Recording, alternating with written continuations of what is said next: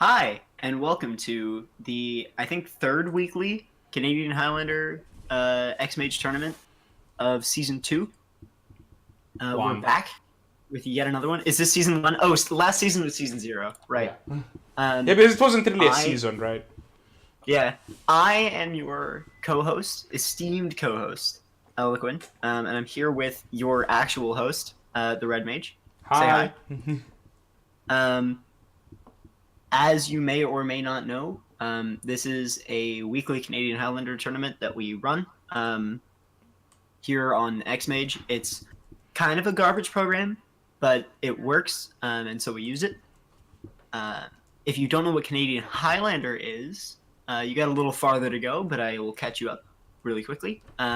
Canadian Highlander is a 100-card singleton 1v1 competitive format. We don't have commanders, but the legality list is vintage, so everything except for the cards that just aren't magic cards, like, Charizard and stuff like that. We use a points list to control power in the format. So while vintage uses restrictions, restricting you to one card in your deck, here in Canadian Highlander we use a points list, so you get 10 points for your whole deck, and cards that are particularly powerful get certain numbers of points. The points are controlled by the Points Council, which is a group of people who play in the Victoria community. That was the first community to really play this format. I think that's everything about Canadian Highlander. I think you covered it. The other thing to note is we run this tournament every week.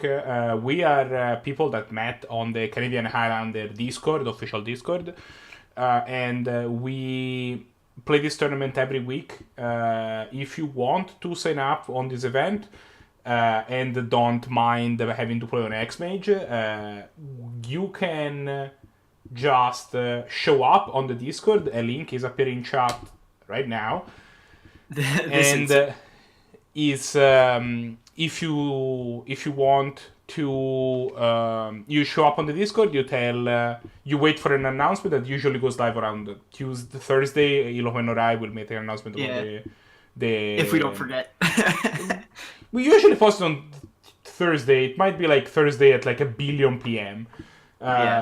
But and then you email us a deck list or just DM us a deck list, and we'll sign up you for the event. And you show up on Sunday, and you get to play Canadian Highlander, which is great because this format is really fun. This format's awesome, but it's also hard to find other people to play it with, and this is a great way to do that. So please come on by and play with us. We have 6 players lined up today for 3 rounds of matches, which we'll be covering and streaming. We have I am posting the rounds right now. Players, say hi. All right, let's run you through one at a time. We have ForOhFor. Hey. Corey G57, who can't speak. It was a cruel thing to say his name. Me, of course, Eloquent. We have MrTulip.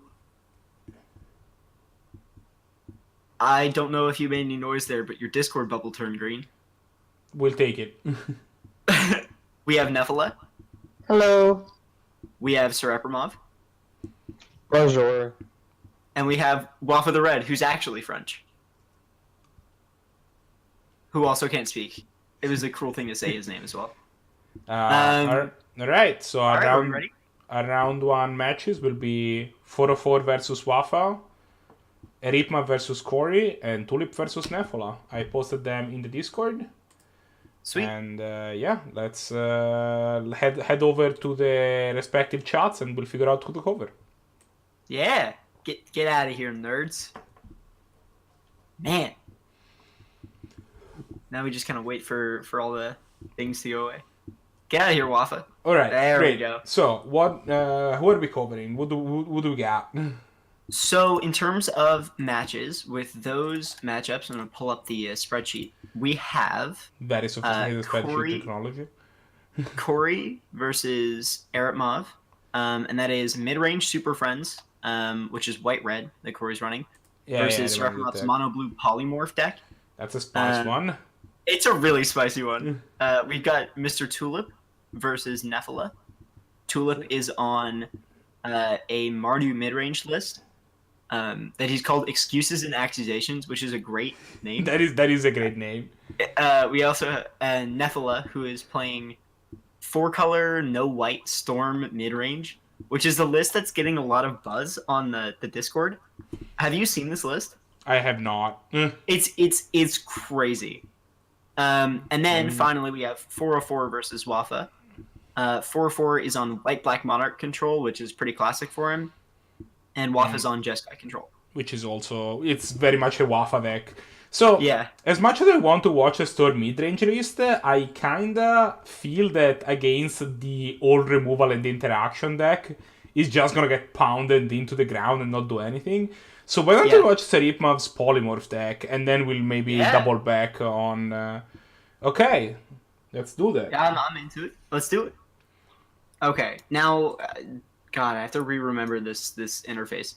You right-click on their name, and you request permission to see hand cards or something like that. Yeah, one second, I haven't found their game yet. Xmage works in theory. Here we go, and then you have to click switch For hands. various definition of works. So Corey we're watching leads on... Okay, Planes I'm sorry. It's taken me forever to actually find this player. It's in the drop down menu.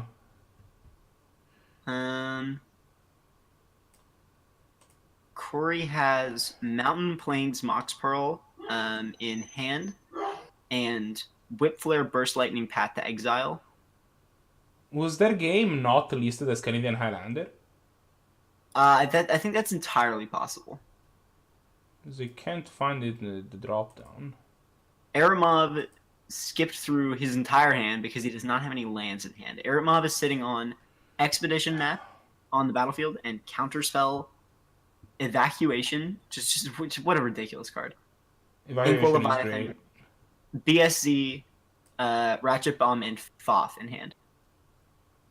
Corey leads on a Johnny Vengeant, which eats SirEripmav's Counterspell. Now he's without counter backup. We're going to pass through Corey's turn. Do you remember if Corey had made the game or SirEripmav had made the game? No. No, I do not remember. You can just search by, like, formats. Oh, wait a second. No.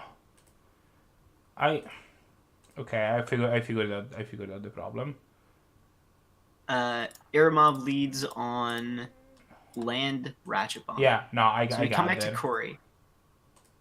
I'm sorry for this technical difficulty. Xmage had decided that I should go back to be logged in on Xmage on a different server than the one that we're watching, and it did so automatically without telling me anything.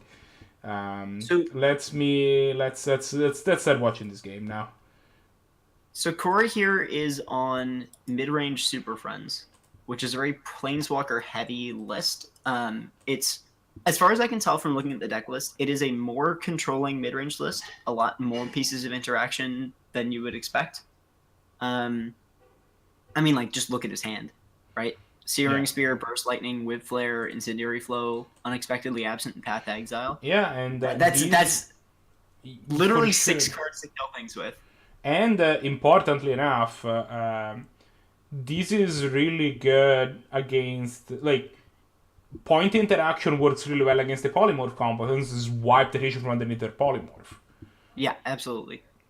SirEripmav is kind of screwed here. He's got this Inkswell Leviathan in hand, which is one of his 3 main threats, along with, I think, Blightsteel Colossus and Emrakul, if I remember correctly. But Corey is also not... He's kind of feeling the heat here. He's got a full hand of interaction and nothing to interact with, and no Planeswalkers to threaten SirEripmav with. SirEripmav's going to choose to crack the map here, I imagine. No, go straight for the ForOhFor. Let's see what this reveals. ForOhFor has 5 cards.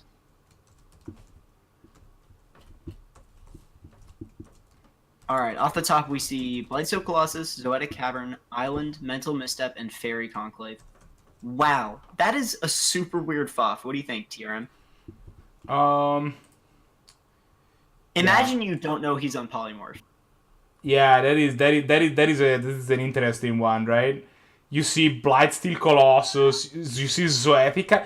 To be fair, the moment that you see Zoericaven, you should immediately understand that he's on some sort of polymorph list, because that is not a card that is played in any other list, in any other type of strategy, right? Like, it's something where you want your deck to have cards in it that are creature, but not have creature printed on them. So Corey gave SirEripmav Island, Blightsteel, or Zoetic Cavern, Mental Misstep, Fairy Conclave. So it's pretty clear that Corey doesn't really even know what a polymorph list looks like, or like why would these cards specifically be associated? Can't really fault him there. This is a super niche archetype. No. Unfortunately, Eripmav is now 2 threats gone, 1 in hand and 1 in the graveyard, which could look bad for him if he draws an Emrakul somewhere around here. All right, Corey cycles his Sweltering Suns and finds a Needle Spires. What the hell? Needle Spires. I'm sorry for my silence. I'm trying to make text happen so that we know what match this is, and it's with various degrees of success. Let's put it that way. Yeah, right. Corey goes with Myth Realized, which is a very cool card that gets Mental Misstep here. Yeah, no, Myth Realized is an interesting one. Myth Realized is really cool. It triggers off of all of his Planeswalkers, and that it certainly does. If you go turn 1 Myth Realized, turn 2 Piece of Interaction, turn 3 Piece of Interaction, suddenly Myth Realized is a 3/3 that you paid 1 mana for. Yeah, earlier in the game. Good. I mean, you have to keep feeding mana into it, which can be a little awkward. Right, but it just keeps getting bigger, and you can always push it more with the 2 and a white to put a counter on it. I think it's a fairly interesting choice. I don't know if it's optimal, but it is fairly interesting. All right, we have text, boys. We have figured it out. What's Needle Spires? Needle Spires is the white red. It is the white red mainland. You pay for. Good? I mean, mainlands are kind of inherently good. I think this is one of the worst ones. I think it's either the worst or the second worst one, depending on how you look at it. Expedition Map finds a Mutavault, but Eripmav also has an island in hand. Do you think he's going to fire off this BSZ? I mean, it's possible. It's BFC for 3. That's pretty respectable. I mean, yeah. If you don't have anything else to sink your mana in, an expensive Ancestral Recall is still Ancestral Recall. Yeah, you'll still do it. Eripmav is looking at a really awkward hand versus specifically the Super Friends list. Evacuation is just completely dead here. Yeah, it does not do anything. This Inkwell Leviathan is not what you want to. Although, Corey. He could just cast Inkwell Leviathan at some point, which is gonna be hilarious. I mean, yeah. And these manlands can pressure the Planeswalkers. That is, so his draw was awkward, but to a certain degree. Because these manlands can absolutely pressure the Planeswalkers, right? Granted, they're gonna get removed, but if Corey taps out, and Corey's only on 4 mana, so if he wants to play one of his Planeswalkers, it's likely that he will have to tap out. Yeah. He might not have a mana to fire off a removal spell to hit this Fairy Conclave, and it might just kill the Planeswalker if it does so. Yeah, he's got a Braid here. That's what we found off the top. He's just feeling the burn right now. Unexpectedly Absent is fairly good. I mean, say. not against Inkwell Leviathan. No, specifically Inkwell Leviathan, not good against that. No, good old Tinkerwell. All right, so P finds a Search for a Scout and anticipating the Tech Edge off of his Blue Sun. Did he draw Blightsteel for turn? Why is it in his hand? I thought this went to the bottom with Fob. But I think he shuffled his library. Oh, it shuffled back to the top. Fair enough. I mean, he must have, right? Oh, wait a second. No, yeah, so it went to the graveyard because ForOhFor puts the head in the graveyard, but then Blight still shuffles itself back in when it goes to the graveyard. Okay. ForOhFor doesn't put the heads to the bottom, it's just that Blight still then... Ooh, Academy Reactor. Interesting. This is an So interesting... he's also got the Burst Lightning to crack his own Rector. Yeah, but... Everyone's gonna anticipate in response. Where are we going with this anticipate? Finds dig through time. Okay, so he's probably also gonna dig. He's gonna dig for blue. I mean, wouldn't you? I mean, I would probably top first. There's nothing you're gonna use 1 mana on other than top here. I'm surprised he didn't. I guess he's planning to evacuate the Academy Reactor, but he's gonna have a bad time because now it's gonna get Burst Lightning. And Yeah, I think, I think Overwhelming Splendor is game for the SirEripmav. Like, he's not, can't do anything about it, right? What's Overwhelming Splendor? It's Humility U. Humility, but only on 1. Yeah. Everyone flips this. And I think, it's slightly it's a little different than that, but that's basically what this does. Yeah. Academy Reactor doesn't cast the card. Misdirection. It doesn't cast the card, right? Because if you misdirect... I think it's misdirection on this, and the sorcery it must be. Yeah, here's the thing, though. The No, only it doesn't. method by which Yeah, but Corey it has to crack this Rector is targeted damage. Yeah, so I was thinking... okay, first things first. SirEripmav is now at the... I will cast Inkwell Leviathan's phase of the game, which is a pretty reasonable phase of the game to be if you are if your name is SirEripmav. I think Inkwell Leviathan is a pretty respectable creature to have on board. It's got Island Walk, Trample, and Shroud. It has all of those It can't be things. targeted by anything, and it just gets in for 7 every turn. Brutal. Well, I mean, Corey doesn't have islands in his deck. Well, So Core it's does just not gonna- have islands. It doesn't have flying either. Just Island Walk. No, just Island Walk. And Misdirect here, it's probably just gonna hit Corey. Yeah, I'm just going face. He hard cast the Misdirection, holding up as yeah, I content. mean, why wouldn't he? Yeah. Why pitch a hand from your hand if you have the mana? It's the same thing. Like, I do this thing with Force Will all the time. Just type 5 mana for it. Yeah. I mean, why not, right? Yeah, I mean, Corey still has a Whip Flare and a Braid, but Ripov bought a turn. Irma bought a turn, and also He has now- Evacuation in hand, so he can evacuate it. Yeah, if he evacuates, it's real bad for Corey. I mean, Spell Snare is just another way that we're preventing this thing from dying. I wouldn't go for real bad, but it's not great because Corey has been stuck on 4 lands for the entirety of the game, which has been, I think, like, that's the thing that has been Is stymieing everyone just his gonna let move. him have it? Aramov tapped out for Ascanta on his own turn. So at this point, Corey just, what? Whip flares? Wait, so what did he use the other mana for? Because it's on the Bar's lining, yeah. He hardcast the misdirection, so he didn't have enough mana Yeah, for the no, next I don't one. know, yeah. I think at SirEripmav got... So let's look at the list. What targets does Corey have here? I think it for sure has... Okay, so he picked up... Okay, so Assemble the Legion is not as bad for him. He picked up Assemble the Legion, which I He think found is... Assemble the Legion. That's Yeah, but- really good. That's just a good card. It's good, but SirEripmav can go over the top of an Assembled Legion pretty easily. Your deck has when your deck has Blightsteel Colossus in it, you don't care about Assembled Legion. Standstill is just a spit in the eye of SirEripmav from his deck here. I mean, you just slam the Inkwell, right? How much mana do you have? 1, 2, 3. He has 4, 9. 7, 8, 9. Yeah, I mean, The Ratchet Bomb can clear the Assembled Legion token when they get out of hand. I think you just slam this Inkwell Leviathan and be like, dude, I have Shroud. What are you gonna do? Wrath? He's literally just gonna cast Wrath of God. If Eretmov slams Inkwell Leviathan.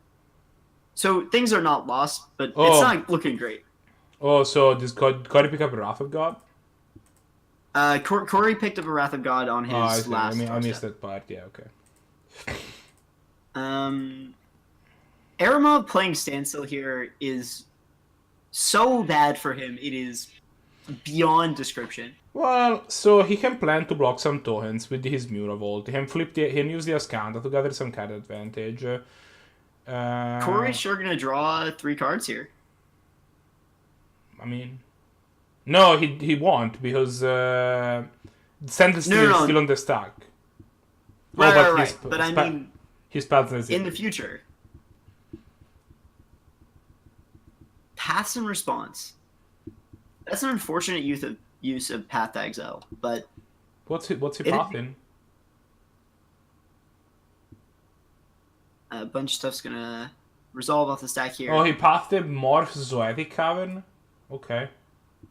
This is actually great for Corey.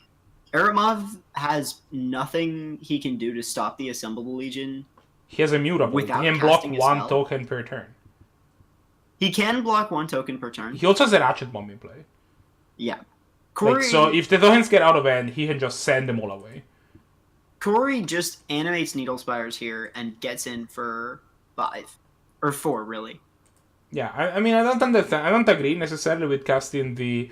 Mostly don't agree with casting the Standstill because, like, I don't think you need it. I think your hand can beat whatever Corey is doing pretty well. You have 2 gigantic monsters in hand. Blightsteel Colossus is... I mean, you're not that far away from casting it, honestly. He's at... You got Dig Through Time that you haven't cast. He's at 10 lands. Like, if he throws 2 more lands, he can just slam this Blightsteel in play. And then that's a nice Assembled Legion, bro. Yeah.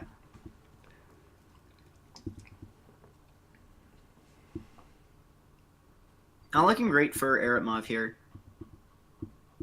I mean, every turn he still can activate Fairy Conclave, get in for 2, spin up the top, activate his Kanta. Like, Yeah, I don't he's agree still- with casting the Standstill when after your opponent has Assembled the Legion in play. Yeah, you want that to seems be like- in a position of if nobody casts anything, I will win this game. And I think that Assembled Legion says no, I hang over the top of you. animate Needle Spires. Now it's looking pretty poor for Eritmov. I mean, he can crack this Ratchet Bomb for, like, 1 billion for 1. But it's only 1 billion for 1. These tokens are not cards. These tokens, which for some reason are not... Ratchet Bomb sure reads No, Ratchet Bomb will kill the tokens. I'm just saying, like... No, will it kill the Needle Spires, though? And the answer is no. Oh, no, it won't.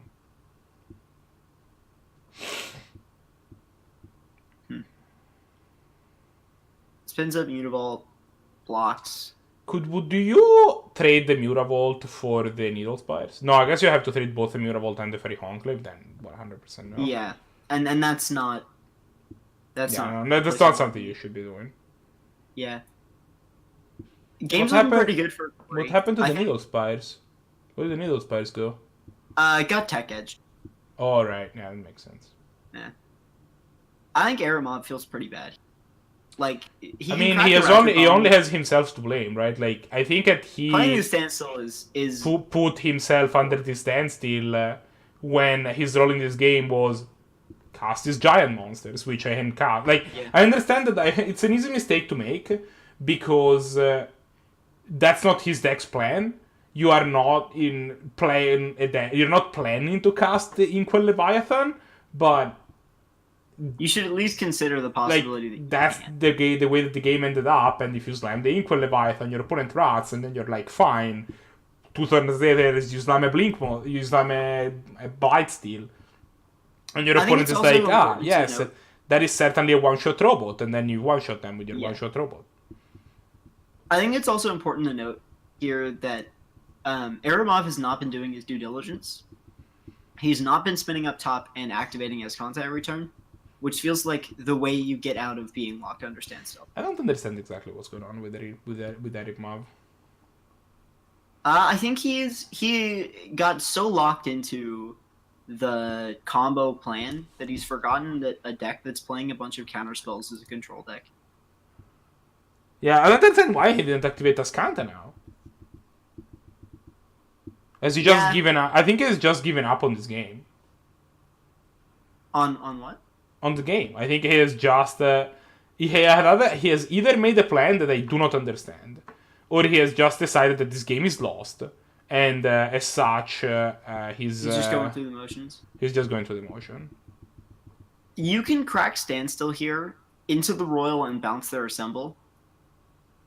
Like, does that feel good? Not really. Corey's drawing 3 cards, but I mean, better him to have 3 cards in hand and no assemble than. So this is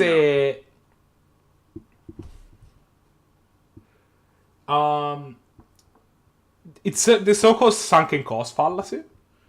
Basically, the idea is that it's better to make one mistake that everybody notices rather than 2 mistakes that nobody does. Yeah.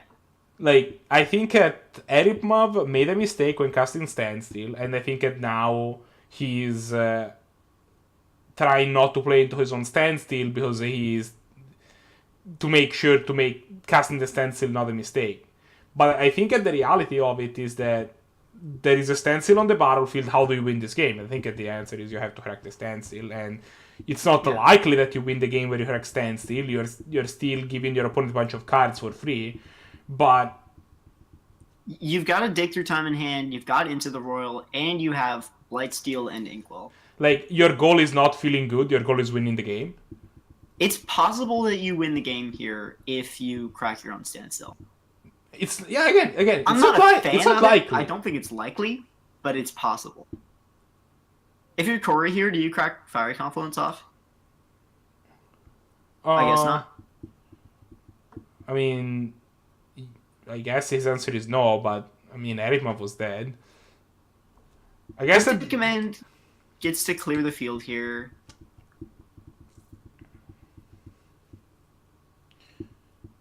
Like, just tap him down. Man, rough. I think at SirEripmav would have won this game relatively easily if he had not cast his standstill, and then refused to play into it. Yeah. Yeah, I mean, his hand is stacked and lines relatively well with what Corey's doing. The other evacuation clears the tokens. He has 2 separate ways of putting the answering the assembled division, putting them back in hand.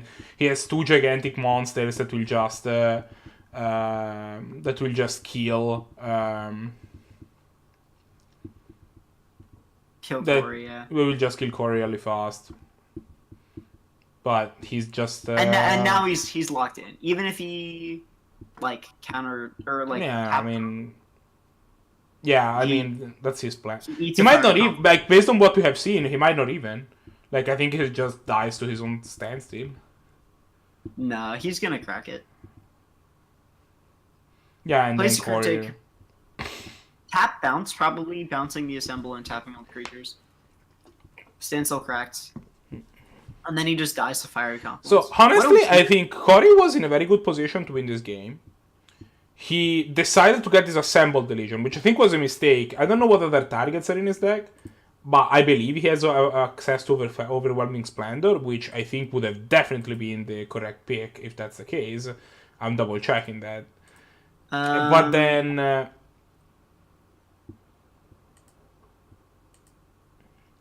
let me look. Enchantments. Assemble the Legion, Blood Moon, Mithrilize, and Overwhelming Splendor. Yeah. I think against... I guess that he didn't know the opponent was on Polymorph, but I think you were 100% supposed to take Overwhelming Splendor. Yeah. And he didn't. He then proceeded to... but then Corey proceeded to give the game back to... I mean, it's a little... It's easy. Yeah. To hi Joe ST42, welcome to the stream. Hey. It's easy to make this decision based on our hands, based on the fact that we see their hands. But I think that Assemble the Legion was an incredibly easy card to answer for SirEripmav, which he didn't. But instead opted to play this. Standstill is a difficult card. Standstill is a really hard card to play right. You have to evaluate whether you are ahead or behind of the board. and make sure that your evaluation is correct. Because if you're not, but it's not hard to figure out that you're behind if your opponent has assembled the Legion.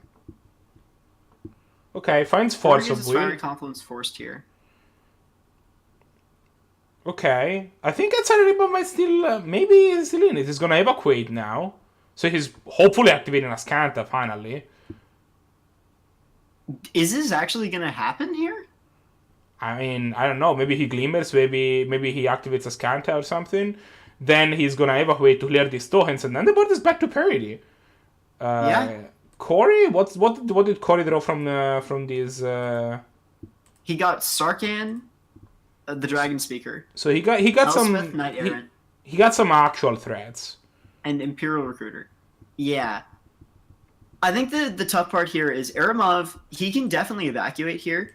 I mean, he has to, right? For the record, he force of willed exiling Inkwell Leviathan, which I think is just an abject mistake.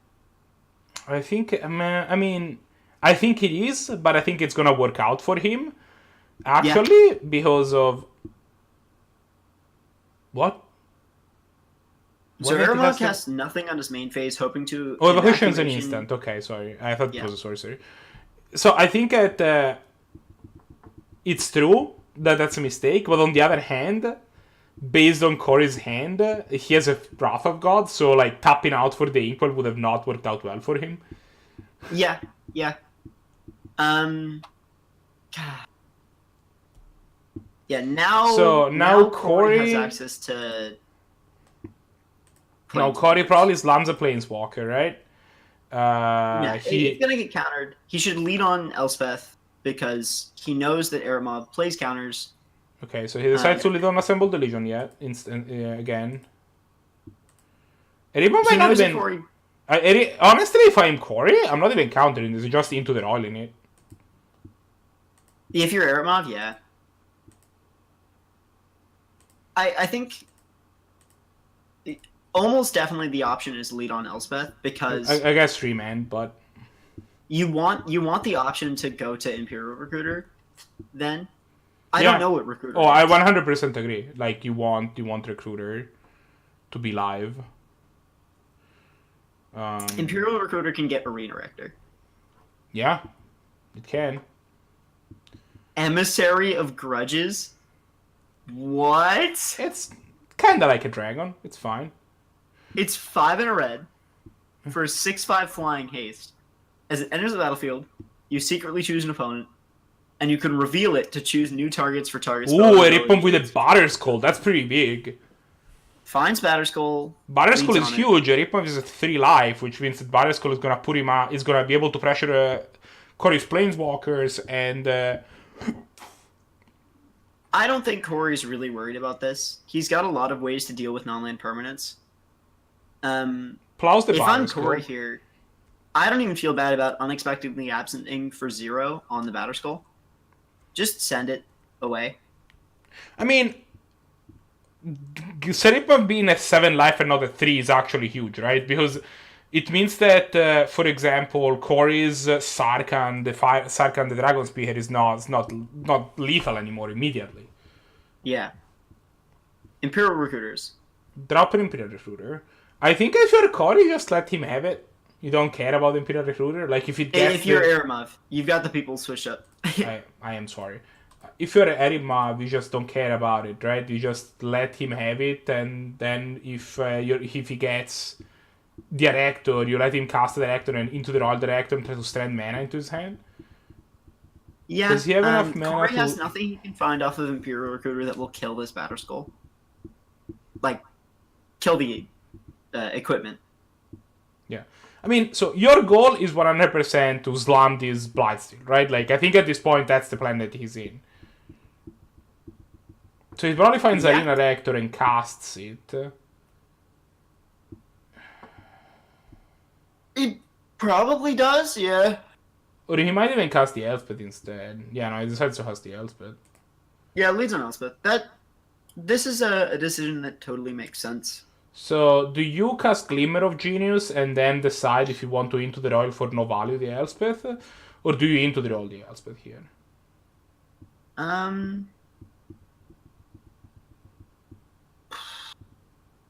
Or do you just Ascanta? That's also an option. I think I would Glimmer of Genius over Ascantine, but I'm on team just Ascanta here. I think you the way you Glimmer. win I this think game- if your plan is Ascantine, you Glimmer, right?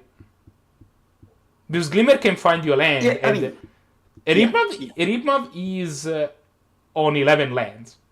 If he draws a 12 land, it's Blightsteel time. very true. Finds Disallow. That's kind of whatever. Spins up the top. Tops. Interesting choice to top.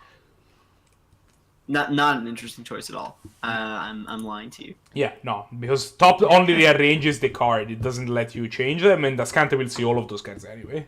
Yeah. Disallow is Tops. not a bad one. Actually, Disallow is huge. It makes this arena reactor. Devastation Tide is kind of big here. It's a miracle. Is it great for Corey? It's not great, but it's really not actually that bad. Like, Imperial Recruiter coming back to your hand is kind of dope. You draw a card. Yeah, so Easy peasy. Cory's problem is that now SirEripmav can disallow the arena reactor trigger. Wow. Yeah, he I didn't found the know about disallow from the Ascanta. And he still has these manlands that can pressure planeswalkers. Like, that's still a thing that can happen. I think SirEripmav might be... I think the advantage is back in SirEripmav's camp. Wow. Which is For sure, I thought- crazy. Especially if Cory... Like, I think Cory's not gonna go for it because he knows about the disallow. But, like, if Cory goes, like... Arena Reactor, do something to kill my own Arena Reactor... That's gonna go so poorly for him. Wow, okay. He just... I do not agree with Wrath in the Barrier Skull when your opponent just has 3 mana to bounce it to hand. Yeah. Casting Unexpectedly Absent here for X equals 2 locks Eripmav off of Ascanta for 2 turns. Because Wait a if it does second. Ascanta, it sends your Battle Skull to Okay, hell. no, I guess that makes sense in the face of disallow, but I was like, wait, you have Arena Reactor after your Wrath of God? But then Eripmav has disallow. So... Right. So probably if I'm Eripmav, I just into the Royal the Arena Reactor here. This game is lasting forever. This is a long game. He decides to Ascanta instead. Extremely long game. Finds Mystic Confluence. Eripmav needs to end the game before Corey kills him. Mystic Confluence is you. Oh, it's Blightsteel time. It might be. He's not going to cast it. If we've learned anything from watching this He's game, 100% not gonna cast it, but it's he's that Blightsteel Colossus is going to sit in his hand for the rest of the game. Which is... Yeah, no, he's not going... I mean, to be fair, I think not going for it until you can keep disallow up might be reasonable in this scenario. Like, until you have, like, a counter spell. Like, this game is lasting forever, and I think you have the advantage anyway. Corey's in a weird spot. Yeah, I mean, I think Cory here... what does he do with his turn? I All think... of the cards are oh, kind if of you're bad. SirEripmav, you block with Mutavolt every single time, right? I mean, there's kind of no reason not to. You then disallow the trigger. Yeah, you just disallow the trigger. I guess you want to see if you had gonna disallow something bigger, but... Going down to 6 here doesn't even look that bad. So, Unexpectedly Absence... on... Batter Skull for X2. Yep. So, Eripmav just bounces the Battle Skull in response, almost certainly. Yeah, there's no reason not to. Yeah, I mean... Especially when you have this much mana. Like, what are you gonna do? Way too many people forget that Batter Skull actually goes back to your hand. Like, many times before. That I've is like seen it the happen entire with the reason Batter that card is good. Yeah, it's a rough game of Magic that we play. Okay, so Sarkhan's plays a here. Sarkhan. Now, if you're Eripmav, are you casting a piece of interaction for this Sarkhan? I Like, think are you going to spend your disallow? No, you can't afford to spend the disallow. I think you let him resolve, and oh, you might you Mystic Confluence. Oh yeah, that checks out. What? Okay. Oh, he tried to tap it for mana and instead tapped it for activating. Disallows here. Decides what? What? I am so What do you confused. mean? Nani? What? Okay, like what reason is there not to cast Mystic Confluence? You can You activate can't Ascanta, but the Mystic Confluence is gonna draw you 3 cards, so like you capsize. Okay. What? Okay then. Well, I think TheRedMage has just won this game. Wait. On what mana was he activating Ascanta? The one that he was floating from accidentally casting Mystic Confluence instead of Disallow, I think. My mind is just like falling apart right now. I don't think Capsize that is great. I don't think that the Cody can beat a capsize. No, Capsize is way too good to beat. Like In I this think that when you have like SirEripmav has 12 mana up, I think you just spend your time bouncing everything that SirEripmav casts and then move on with your life. You bounce 2 things here. I mean, you obviously wait for your end step. You bounce 2 things. I mean, you see what he does. If he does something that kills Arena Reactor, you bounce Arena Reactor in response. Thundermaw is kind of useless here. No, I'm pretty sure there is nothing Corey can do that will beat. No, Capsize. I think Capsize is just lethal here. Like the way that you beat Capsize is you have enough mana to have more stuff than they can Capsize in one turn, but Capsize is gonna start going towards lands. Now TheRedMage doesn't have the option. Okay, Elspeth makes dudes, so you know that beats Capsize eventually. He can Elspeth, which may or may not eat Mystic Confluence. But that's or probably disallow. Yeah, I mean Disallow has been spent, but that has to eat the Mystic Confluence, right? Because you don't want your opponent. Oh, he can dismiss it. Oh, that's filthy. Dismiss, right. He drew dismiss. Was dismiss a common? I think it was actually. What a brutal common! Jesus Christ. It might have been an uncommon because it was like from an older time. Oh, this is the Mystic Confluence. Yeah.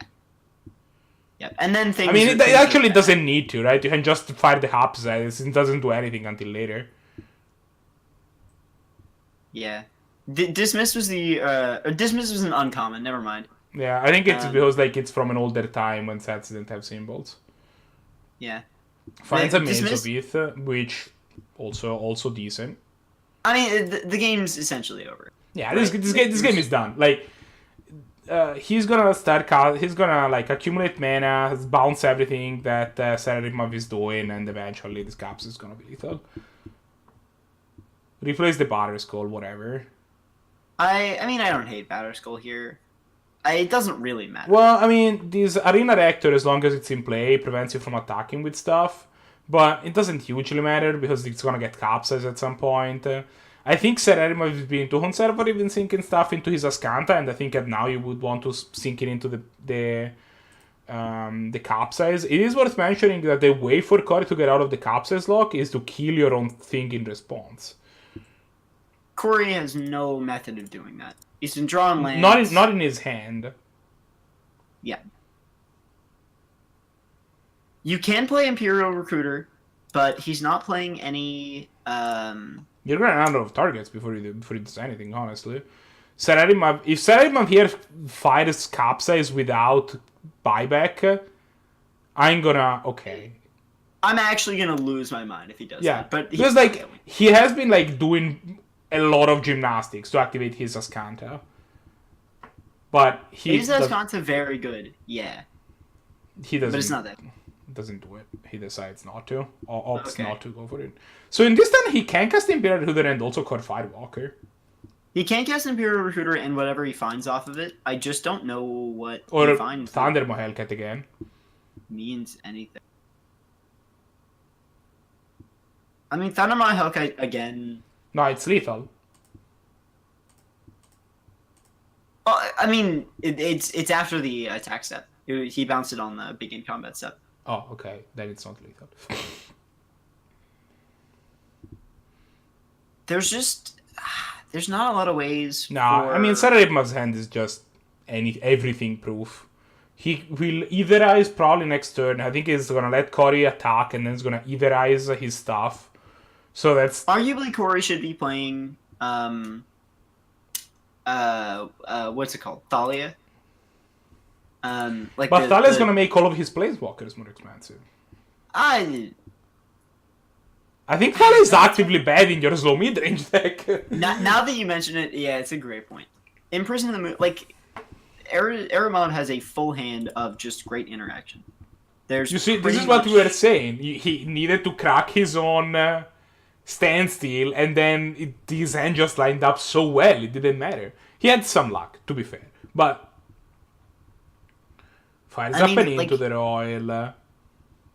Is cracking your own standstill bad? Yes. He drew Blink of an Eye off of Into the Royal. That's funny. Do you fire off the blink of an eye here? Probably. Just for shits and giggles. That's hilarious. Cory back to not having lands. Sadly, the Maze of Ith doesn't tap for mana. So he doesn't have enough mana to capsize a land here. But I don't think you're worried about it. I mean, that's how capsize wins the game, right? Now, notably, SirEripmav does not have a counterspell in hand. He doesn't. But you don't need counterspells when you have capsize log, honestly. Yeah. When your hand is Landscape. When you have a Maze of Ith into the Maze of Ith Bother Skull in play. Myriad Landscape? What? It's not an embarrassing land. It That's ramps you. weird. I've never seen this card played in Highlander. It might be good, though. I'll be honest. I've never seen it played in a Highlander either. Imperial Recruiter triggers Core Firewalker, gains a life. Yeah, so Cory decided to just deploy his hand again because he's trying to overload SirEripmav's capsize. The problem is that he doesn't know SirEripmav has either eyes in hand. Magus of the Moon is a good find. To a degree. I mean, it turns off Ascanta, but... Yeah. It probably... Ascanta has single-handedly won this game, and now it's too late. Yeah. No, I agree. I think this game has been over for a while. SirEripmav just needs to find the kill condition, and I think this Blightsteel Colossus is Batterskull is it. Yeah. You just for sure. Just it's a little. I think at this point, it's a little awkward because he decided to use the disallow. If he still had the disallow, this Batterskull would be a lot more free to attack because now you can't afford him blocking with Arena Rector and getting. I guess that you kinda can because then you capsize Treachery? Oh, that's dope. So Does he have a way to kill Arena Rector? Is he even playing Planeswalkers? I don't think so. It doesn't matter. You just want your opponent not to have it. Yeah, yeah. Treachery's great here. It's a 0-mana way of getting rid of Arena Rector. Yeah. And then you don't care if he blocks with Core Firewalker or Imperial Recruiter. Yeah, please. By all means. That's awesome. It's good in the rock. That makes sense.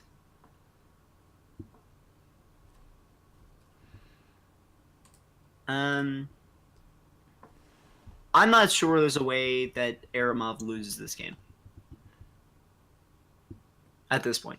Wow, I think I got... Chat says that I might have the decks and what they're playing backwards. SirEripmav is playing Polymorph, isn't he?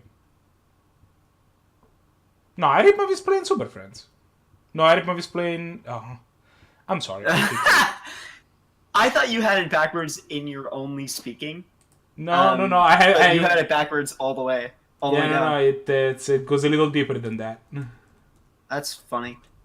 Unfortunately, Jost, he doesn't have enough damage, I don't think. 1, 2, 3, 4, 5, 6, 7, 8.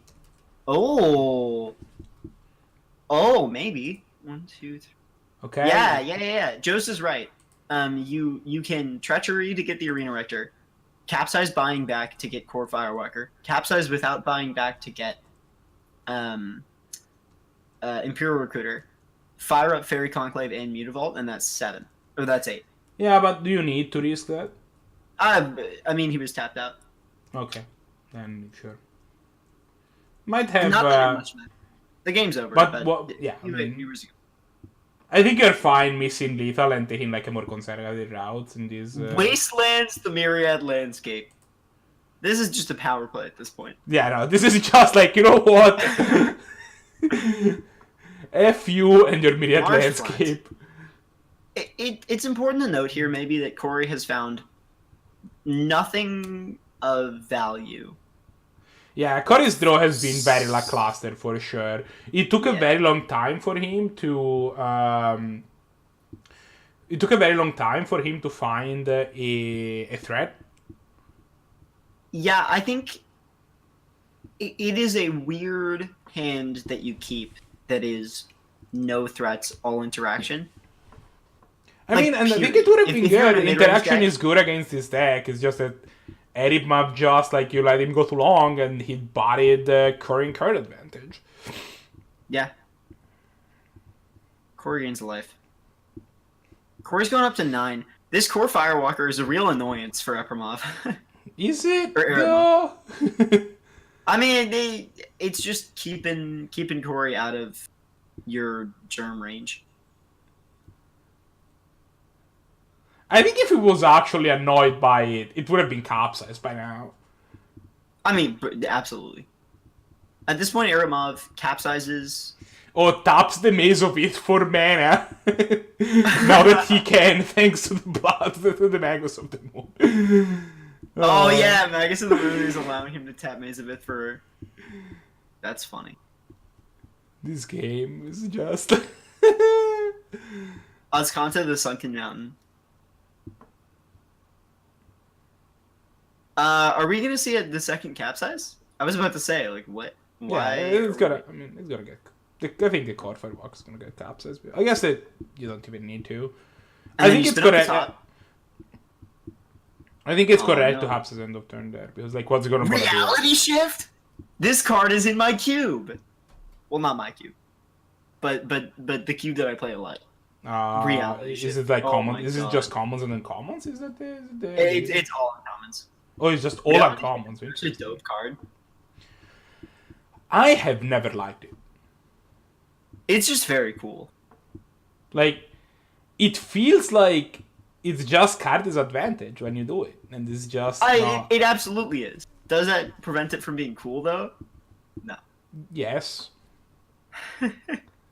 Not all cards are good. SirEripmav taps all of his mana just to count how much he has. Like, I don't know. My interaction with Reality Shift is that I had to explain to a bunch of people that you're not supposed to put this card in your draft deck. And that's my interaction with the card. Because it's like, no, you're taking their card and giving them another card. Like, that's card disadvantage. You're taking Reality Shift for nothing. Like... Holy shit, he Reality Shifts his own guys, and then he gets... Yeah, I think that's the play. Although, but then he has to pay for it. Right?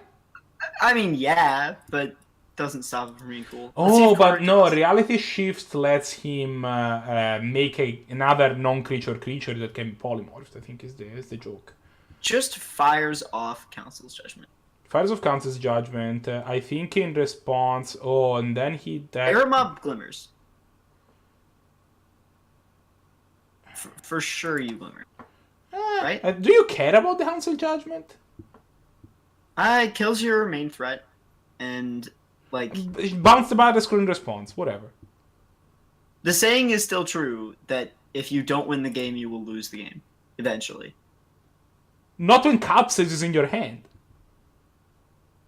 The saying doesn't work when capsize is a card that is present in your hand. You still probably want to Glimmer eventually. And I think you bounce the baddest goal. I don't think you actually I don't think you have to Glimmer this game. Just takes it. Okay. Why? I think he's fine attacking, like, closing this game with Fairy Conclave. Can flip it instant speed. Oh, you can flip over morph creatures at instant speed. Yeah, for is sure, what but... Finds the BSC that was shuffled in. Okay, then probably immediately casts it, if I had to guess. Probably not. Yeah. I mean, whatever. You gotta Etherize here, but... Like, you can let him attack and Etherize him, whatever. Corey's sitting on a Mages of the Moon just in his hand. That's great. Corey's sure at 5. No, I guess you can also Maze with it.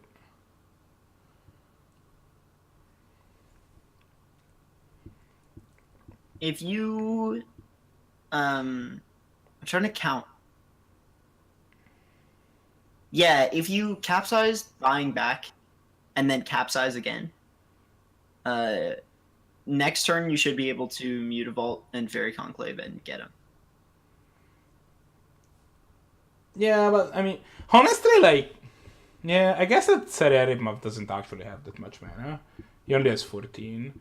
Like, eventually when SirEripmav gets, like, to 18 mana, he's just gonna put Core in a position where he's not gonna have lands over the course of, like, 12 turns or something. I think that's his game plan. He's just gonna be like, look, eventually you're just not gonna have lands. But that's gonna take so long. I don't know about you, but I definitely don't have the entire day to sit here and watch SirEripmav do nothing. And they do have timers. Yeah, they do have timers. SirEripmav will lose in 15 more minutes of timer.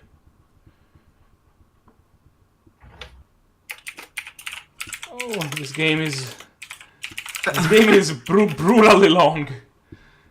Okay, we have a manifest, which it's not showing me the manifest overlay, but whatever.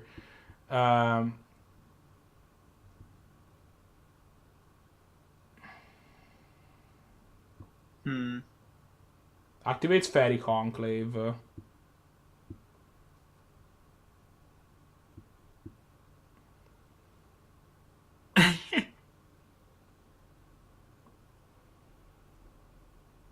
This is still game 1, by the way. Oh yeah, for sure.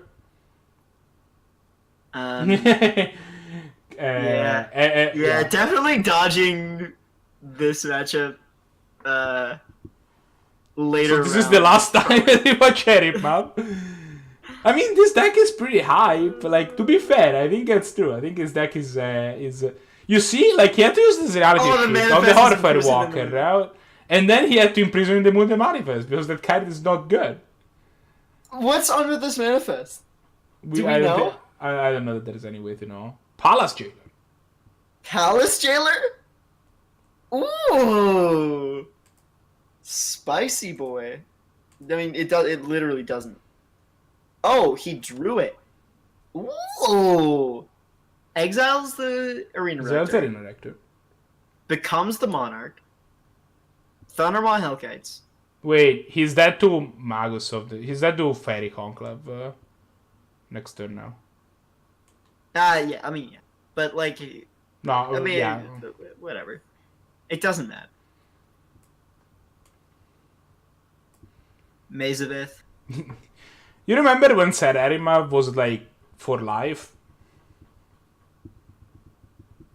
Yeah, I do remember. Finds Mutavault. God, poor Corey.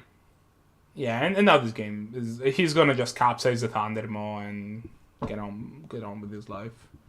Finds Emrakul the Eon Storm, which he can cast, I believe. Is he actually gonna do it? I mean, would you not? Thanks to the Maze of Induction for mana.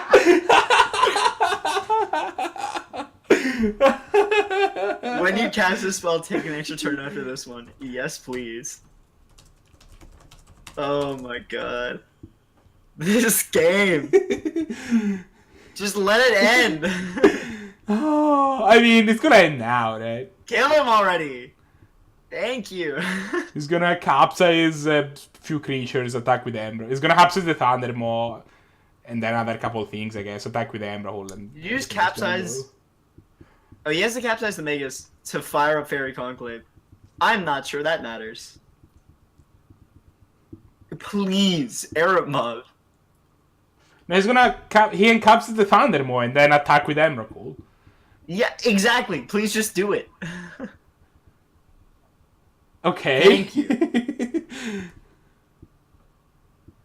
Go to combat. I'm surprised by like Corey's incredible strength of spirit. He has not conceded through. Yeah. Like That's, this game has that been takes over some for a power. while.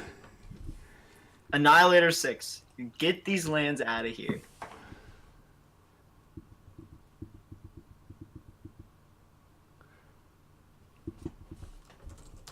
Is it over? Oh. Am I gonna tell them to start a new match for game 2 just so that we don't time out? God. Game 2. That's probably a good idea. But...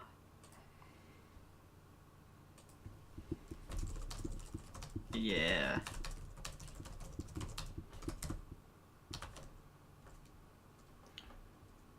Well, I mean, I think they're already underway, so I think it's a little too late. Alright, watch. It was the first game. Yeah. Coming in on SirEripmav, which has Island, Mock Sapphire, Think Twice, Reality Shift, a bunch of lands, and Thirst for Knowledge.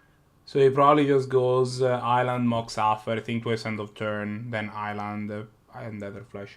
War Leader's Helix. Corey is on the Imperial Recruiter plan here, which is fair.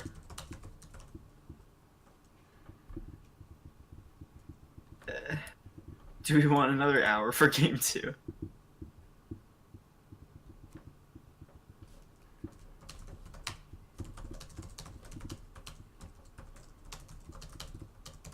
SirEripmav. Land. Probably Mock Sapphire. If he leads on Standstill, I'm gonna cry real tears of human pain. No, I think it's actually reasonable. Now this is reasonable. Because Corey is the one that has to, like... SirEripmav is the one that, when he cracks that standstill, can do so in a way that... actually makes... makes it, like, it doesn't matter if... SirEripmav has an Emrakul, it doesn't matter what Corey has. Oh, why not Mirrored Landscape here? That seems silly.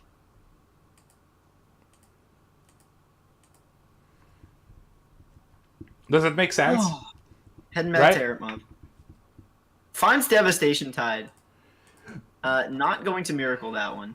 I think it's reasonable. Passes it on over. But, like, Back does to that make Corey. sense, right? If Land. Corey has to have mid-range spells that lose to your opponent ancestrally. If SirEripmav has something stupid like a Tinker Wall or a one-shot robot, it doesn't matter what Corey has. Sure, have 3 cards, it doesn't matter, have an Emrakul. Yeah. Corey cracks a Yeah, Standstill. I think on it's just Imperial correct. Recruiter. I think it's That's just correct. such a great play. No, I think it's just correct for him to crack it. I think it was clear that needed to happen. What a truly good play. I'm surprised that SirEripmav only decided to cast Think Twice instead of Thirst for Knowledge. I don't think it matters. It does. He has Disallow in hand, which is really good. Hopefully he doesn't fight it off on something that is not. Leads back to Corey. Is he just gonna cast Arena Rector? Probably. I mean, yeah. If he has Arena Rector, you 100% into the Roilet.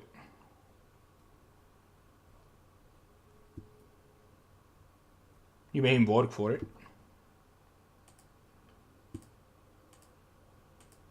You're Corey, maybe you wait here, crack the Myriad Landscape. Yeah, I mean, honestly though, it's really tempting to go Arena Rector Burst Line in it. Super tempting, but I don't think it's actually worth it here. How do you feel about Think Twice and Highlander? Because I know you play Control. Do you think it's like actually good? I have it in my deck. I think it's Alright, that's all I need. I think it's a reasonable card. It's a solid card advantage. It's a solid card advantage cantrip. Yeah. SirEripmav probably Serum Visions here. Yeah. Yeah. Draws the Dalkin Shackles, scries too. Yeah, I think under no circumstance... Oh, Vidalcan Shackles is actually really big. Vidalcan Shackles is huge. You Vidalcan Shackles, and then you can probably Reality Shift. Or you Vidalcan Shackles and then activate Vidalcan Shackles to take Arena Rector. Oh, yeah. Just wait for him to cast the Arena Rector. Yeah, I mean, probably... Yeah, it's Press not gonna button. work out for him because, like, I think that he doesn't want to go under Disallow mana. I think that's reasonable. Like, you want to your opponent to go Arena Rector, kill me on Arena Rector, and then the Disallow's gonna get him. What's the probability that Corey doesn't Sir, know counters doesn't know about the Disallow, right? Corey doesn't know. He doesn't know, and he does not. Yeah, so JST, I understand that he might want to run SirEripmav down on time, but we're not gonna let that happen. That's the thing, right? Time has never been a thing that we have allowed in these events, and I don't think that I think if it goes down to it, we're just gonna have them make a game 3, make a game 3 out of a new game. What's Recruiter of the Garth binding? I don't know. Let's see. I'm assuming Academy Rector would be the pick based on what we have seen so far, but Academy Rector is already Fine. in hand. No, Arena Rector was in hand. Now he finds Academy Rector. Other way around. No, Arena Rector was the head that was found by Imperial Recruiter. Right. So he's going to find Academy Rector now. Yeah, he found Academy Rector. Yeah, that's what I said. Okay. Okay, having both is a little awkward because Disallow can only answer one. Does he have the mana? 1, 2, 3, 4. No, not yet. I think you just chill Myriad Landscape and hope. I mean, you can't just grind him down with this Recruiter of the Guard, Imperial Recruiter. Yeah, but I think you probably do just cast your Rectors. Like, you can kill them immediately. Corey is. Yeah, okay, I he would goes for say. it. Yeah. Corey is, I would say, fairly smart as in terms of a player, like against blue. I think chilling on casting them, cracking your Myriad Landscape, and then going like Arena Rector and Academy Rector in the same turn is probably just like a good idea, but I don't know. Bounces. Okay, so Mental Or Misstep Mental is really Misstep good every for Corey because it can take one of these barn spells. Well, I think I've lost Logic your Knot audio. is also really good for Corey because it's basically counter spell at this point and it can stop the other reactor. At some point he'll need to Devastation Tide to get rid of these other guys, or just get rid of them in some other way. You can Vidalcan Shackle one to block the other one. Full Art Lightning Bolt, dude. Erebon's gonna die to this Arena Rector, Imperial Recruiter of the Guard. SirEripmav doesn't know that he's so close to dying because of all this burn this can go face, honestly, is the thing. Oh, yeah, wow. Like, there's 7 points of burn. Okay, Mental Misstep takes care of Burst Lightning. Lightning Bolt in response. In response. Hitting Erebon. Now, Does SirEripmav Logic Knot? He can't, right? I think he does. But he can't. No. I don't think he should, but I think it's what he's doing. Can't play Tinker and Boros Rector. Great point. Logic Knot. Legendary Rector when?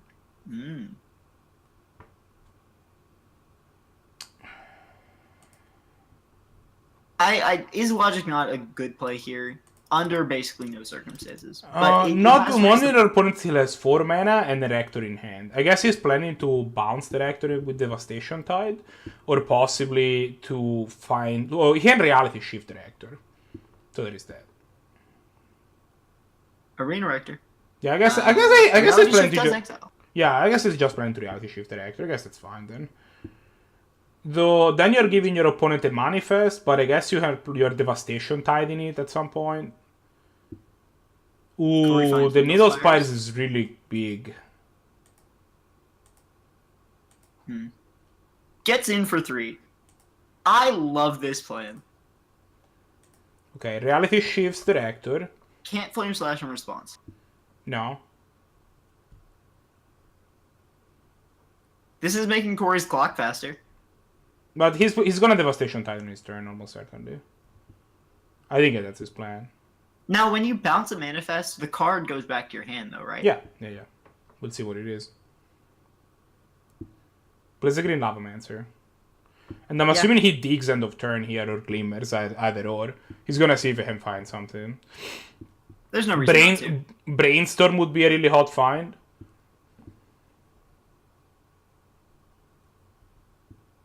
Is he gonna hardcast TTT? No. You know that he's like tapping like 5 mana for it, exiling some stuff. Yeah. I would rather leave up 1 mana for top after this, but I think I would rather leave 1 mana in case you find Brainstorm. Because if you find Brainstorm, then you get to Devastation Tide. He had disconnected somehow. Oh yeah, you he's get back. He's back. Yeah, like you can put Devastation Tide back on top.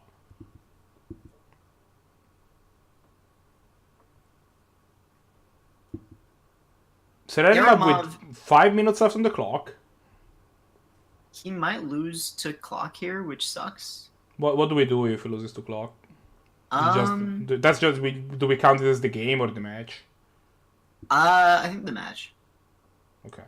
If this goes to game 3, I'm gonna tell them to make a new game. There was 50 minutes on the clock. Yeah, and honestly, like that's the reason that I try to make my match like 2 hours just so that this doesn't happen. But it's yeah, but like we have never. I want to say played out, but also that's too long. That's fair. I think. I mean, I guess we should have a conversation with the players beforehand just to make sure about what's going on. Like, if that's what we want to be doing, but I don't want people sitting down thinking that they're gonna play it out and then be unable to play it out, or maybe just have a shitty connection. You know, that's also I think that happens. Cryptics here. Yeah, Cryptics. Probably bounces the Needle Spires? Question mark. Maybe the Manifest. Corey definitely taps Grim Lavamancer here. Yeah, no reason Probably not to. floating the mana off the Needle Spires. Decides not to.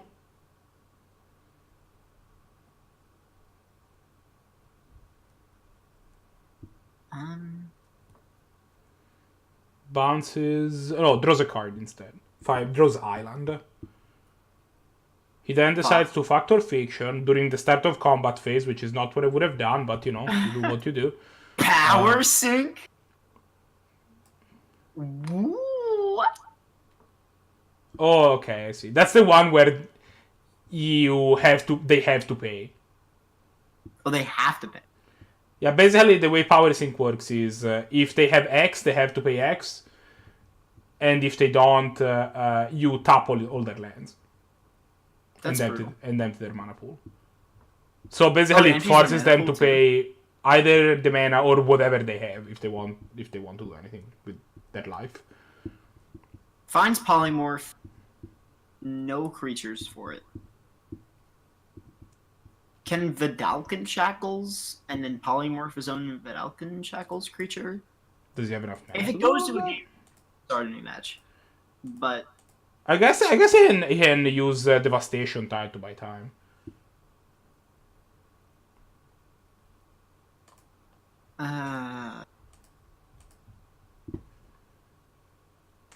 Mono blue is such a hard. Oh, he has Allstone in hand.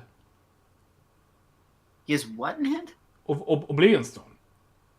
He does have Ostone. So if like so he sends everything back in hand, it buys him some time. He's gonna go to 2 from these Needle Spires, and then he's gonna Oblivion Stone, replace the top, and then he's gonna Oblivion Stone to like clear all the creatures after they get replayed. Yeah. And he's gonna need to answer the Needle Spire at some point, but if Cory sinks all his mana in the Needle Spires, he's not too unhappy about that. Mishra's Factory is another must-answer threat. Yep. This leaves Cory with enough mana to Recruiter or just play Grim Lavamancer. I think you just play Grim Lavamancer. It's gonna be lethal. Yeah, in for 4. Play Big Papa G.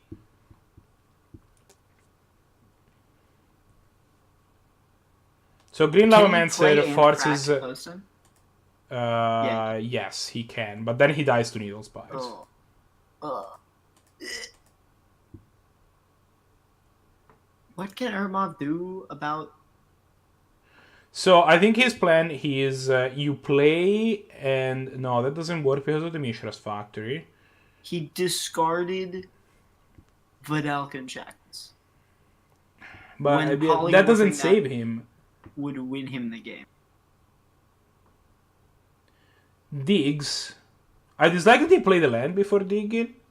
Because if he found like a Mutavault and play it, he would have played it and polymorph Saved it. himself. Oh, polymorph, yeah. I don't know if that does it dig? even, because like Cory is gonna have so many ways of killing him. Oh my goodness. This is purgatory. I actually think we've died without completing the Yeah, sacraments. this is and fine, right? This game is moving pretty expeditiously. Like, yes, game 1 took forever. Some games are like that. Okay, Treachery is a good start. Decides to Treachery the Grim Lavamancer. Sure untaps a bunch of lands. Nice. Why didn't SirEripmav on top his land? Cory Flame Slash the Grim Lavamancer. And that's lethal. Then he wins. And that's lethal. Oh my god, game 3! Oh! I think you have like if game 3 is like game 2, that's fine. Game 2 lasted the perfectly acceptable amount of time that the game of Magic can last. Just game 1 was super long, but I think you are being unfair. I think you're taking an outlier and taking it as the normalcy.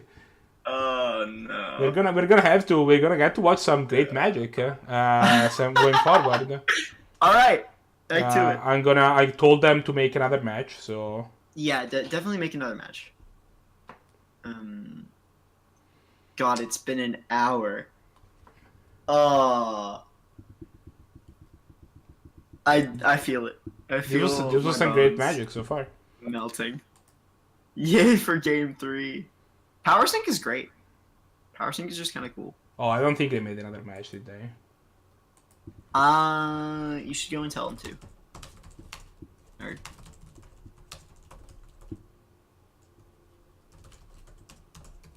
Please. Capital P, please. Okay. Oh, wow. I'm kind of feeling getting something to eat here. I mean, if you want to go for a while and hold the fort. Oh. And to think, I was gonna catch some desert bus on the back half here. The good news is that my usual later in the afternoon commitment this week has gone away, so I can be here for all the time that I want. Sweet. And now let me... So, at SirEripmav at Cory, please make a new... No, they already have. It's too late. Okay. Okay, remember to request permission to see their hand cards. Cory leads Land Lightning Bolt. What a god. Just going upstairs. You know, I think that's actually bad though. Caracas Lightning Strike. And this is like, I don't know if that's a good idea. Like, because the thing is that you want to be able to swipe his creature from underneath his polymorph. Yeah. I think if you are SirEripmav, you're like licking your chops here. You're like, sweet. Whip Flare and Pyroclasm in hand looks a little weird. SirEripmav's hand, in the meantime, is Counterspell, Mana Leak, Logic Knot, Brainstorm, Package, Ratchet Bomb, and Barber School. Brainstorm looks really bad in a deck that isn't playing a bunch of fetches. Yeah. I kind of agreed, but also kind of not. You can reset it with like a bunch of other stuff. You can reset it with a Dig through time. Pyroclasm does not deal damage to players, so... You can reset your Brainstorm with Polymorph. Nevinrol's Disc. Nev's Disc. Importantly, Nev's Disc does not answer Planeswalkers, but answers Manlands.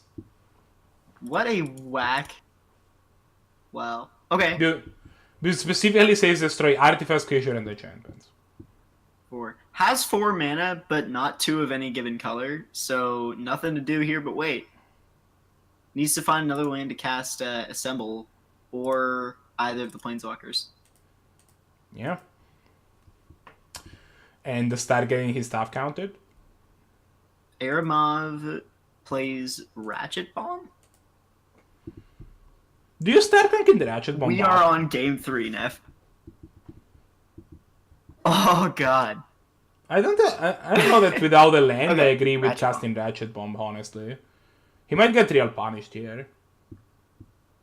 He does, in fact. We got some hot spicy takes in chat.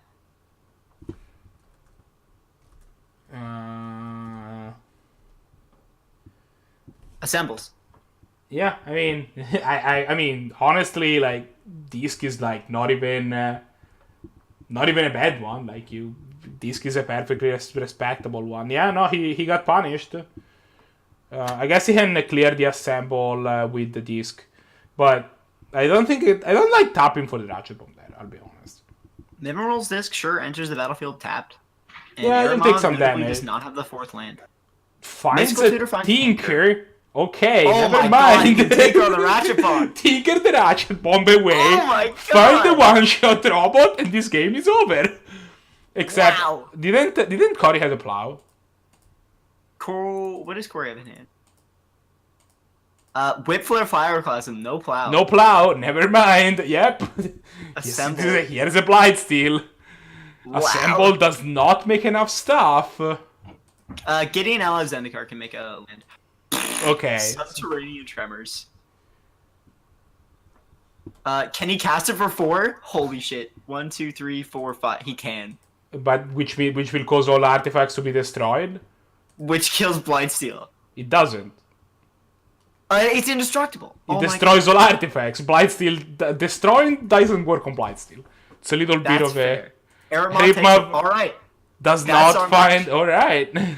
Please. You see. So I told you that this was like a game. Game 1 was abnormality. Get us out of purgatory. All right. So as players show back up, I'll need the match score. So because I haven't been recording them, because I'm a chump. All right. Okay. So I got SirEripmav versus Cory. We have SirEripmav wins 2-1. Uh-huh. What happened with ForOhFor and Wafa? Waffle 1 and 2. Oh, so And Tulip Tulip 1 1 and 2 and Wafa 1 and 2. Okay. Okay. Let me Back go to into the. it. Yeah. We're back into it. Let me go to in between rounds stream. I'm gonna do tournament stuff. You entertain the guests. I'm gonna talk. Yes, you do that. Oh, great. What a fantastic round. We didn't get to see much of the other decks playing, so let's get a sampler. Tulip and Neff, how'd your game go? Give me a snapshot. The first game was very close, I think. The second game was less so. You're very quiet. Yeah, I made some misplays in game 1. I was probably going to lose anyway. Brutal. Yeah, I lost to like 3 Planeswalkers. Yeah. Yeah. And in game 2, I just couldn't draw any interaction and lost. That sucks. 4/4. Lots of well-timed blue counters and got goozled by Haven Mind Sensor one. So also Xmage wouldn't let me cast the first half of Cabal Therapy in the second game, but not the first one. Yeah. Question mark? Remember at the top of the show I said Xmage kind of works? I meant the Xmage kinda. is certainly a program. It executes. Okay. It definitely executes and it runs on Java.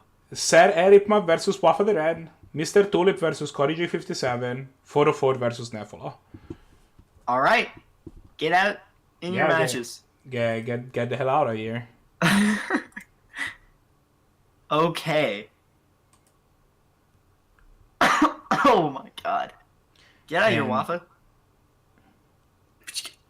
Get. There we go. Is everybody out? Everyone is out. Okay, So, so we're watching Storm Midrange, right? Like that is not that we is have Aramov on Polymorph combo versus Wafa on Jeskai control. no. Oh god. Tulip on Marty midrange versus Corey on midrange Super Friends. White red. So we're gonna see a lot of white and red in that game. And we also have 404, who is on Monarch control versus Nefola, who is on 4-color Storm midrange. Look, we can't have the Storm Midrange deck, which has been like the talk of the week on the channel. I think we kind of have to watch it at least for a round. It has definitely been the talk of the week. I think a lot of people are. They're not necessarily excited about this list, but they do think it's dope. So for and Nefola. Who has gone down to 4 cards in hand? Okay, 4/4 mold to 5. All right. So I have 4/4 up top. Yidris Maelstrom Welder. That is a card. It is a magic card with text. It's a 5/4 trampler. This is definitely a big Baneslayer. 4/4 Mesmeric Fiends. What the heck do you even take here? Pulse? Make him sit and do nothing for a couple turns? Or do you take Thrun because it's just impossible for you to deal with? I mean, you can never be the Throne with the deck. Thrun's probably the take I'm looking at here. We've got Geth's Verdict, That heals which is a Throne. card that did not work on Magic Online until last week. Grasp of Darkness. There is one advantage to Xmage, and that's that more cards work on Xmage than work on MTGO. Plays a Seaman's tapped. And passes it back over. What did 4/4 take? It took Maelstrom Pulse. That's fair. 4/4's got DT in hand. Wasteland away the Bayou.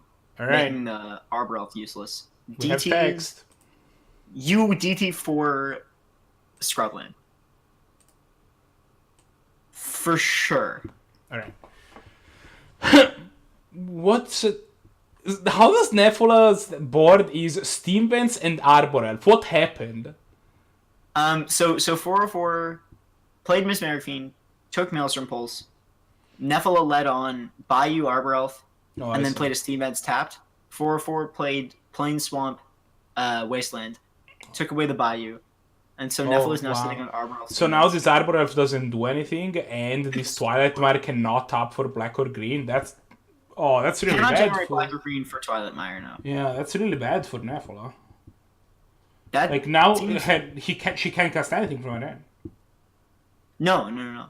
She's stuck, Yeah. which is great for 4/4. What if The 4/4 moment that he DT4? draws that she draws a black or green source, she's. Oh, I thought I had fixed this nonsense. Oh, God damn it! Does Sensei's Divining Top not have the right? No, Caracas doesn't. Oh no, the Legends Caracas. Yeah, I'll have. I think Legend. When I fix all these cards, Legends. Oh, Wooded Foothills is a great draw Wooded for Foothills Nefola. is a huge bomb here. So I think Wooded she. Foothills- So you go Wooded Foothills, Crack, find Taiga, I guess. Probably Taiga. Activate Twilight Mire. Then you Then untap Taiga. untap Taiga, and that's Explore. Do you explore? You can just cast a Thrawn. To explore. Why not explore? You actually, I think you Gurk. Because explore cost mana. Explore sure costs mana, you're right. It costs 1 net mana, and you have exactly enough mana right now to just slam this Gurk and kill the Mesmeric Fiend. Which I think is what you should do. Grasp of Darkness is a really cool card. I always forget that this exists. I have it in my cube. Yeah. The art is also very pretty. One thing that I loved about Which art is he using? Oh, he's using... Yeah. This art is a lot prettier than the other art that exists for it. The BFZ block art direction, I didn't like how they did the Eldrazi, but for everything else, the art direction was actually fantastic. In my opinion. I love this Grasp of Darkness. It's... there you go. You see, he slams the Gurk, and then that's probably gonna kill the Mesmeric Fiend and flip. Yeah. And then you get back Pulse. Yeah, So you Pulse get away the Pulse top. back, which you can use to, if you want, kill nothing right now, but eventually. And this Gurk threatens to make a bunch of wolves, and the wolves will protect the... He doesn't know, but the wolves are gonna protect the Thrawn from the Gets Verdict. Yeah. 4/4's got Geth's Verdict and Grasp of Darkness in hand. Finds Gerard's Verdict. Full verdict tribal here. Gerard Verdict, not a verdict, though, right? Definitely a verdict. No, it's not a it says verdict. right on the card. Well, okay, but it's not a verdict. It's not an edict. Sorry, I guess. Like, It is definitely not an edict. No. yeah, Gets Verdict is an edict, which is weird. Why wouldn't this called Gets Edict? Now that I think about it. Why is it not called Gets Edict? Look. Why the extra VNR? I don't know. I think there was definitely a push at one point in creative not to bow to like specific words meaning specific game actions. Okay, this is not as bad as the fact that the card Sarkhan's Triumph is not called Draconic Tutor, because that's what that card should be called, and it's a travesty that it isn't. But like, it feels like this is just free. Just call that Gets Edict. Like, Edict and Verdict are even like, you know. Oh, it gets a cast Yidris here. Is it Idris or Yidris? I have no idea. It's Idris. I've always said Idris, but I'm not sure. It's a problem because he hasn't made a wolf yet. Oh, but 4/4 is missing land drops, so it doesn't matter. He can. Geth's Verdict is an instant. Yeah, but it's cost black, which 4/4 doesn't have. Yeah. So he can do it in response. So if Garruk makes a wolf now, that's good enough. Garruk? Wow. On the other Arbrelf- hand, Arbrelf 4/4 untapps. gets to Gerard's Verdict, Nefola next turn and clear their hand. Yeah. But I mean, I What- don't think what- it matters against this board. What's in 0 in Nef's deck? Like, is there anything for 0? I don't know. Maybe Moxen or something like that. It is a Storm deck, technically. Yeah. Oh, gets to Caracas Dangerous. Right. Yeah. Right. Caracas has text. 4/4 plays a second swamp. Now he has access to Geth's Verdicts. Yeah, but now there's this wolf that... But now the wolf's in the way. I think you just fight off the other verdict, right? You just... Wait, where is Gerard's Verdict? Did it already get used, though? Oh. Okay, then. It's a raw 2-for-1. It costs 2 mana. No. I understand. I just thought it was still in hand. I think I missed the part when it was cast. Playing Ionize in your Storm midrange deck. I don't even know what Storm midrange means. Yeah, I this Storm domination of this deck is a little suspicious. This is a mid-range deck. Like, it doesn't Master of the Fair. I don't know what he wants He to is Storm. playing several cards with the text Storm on them.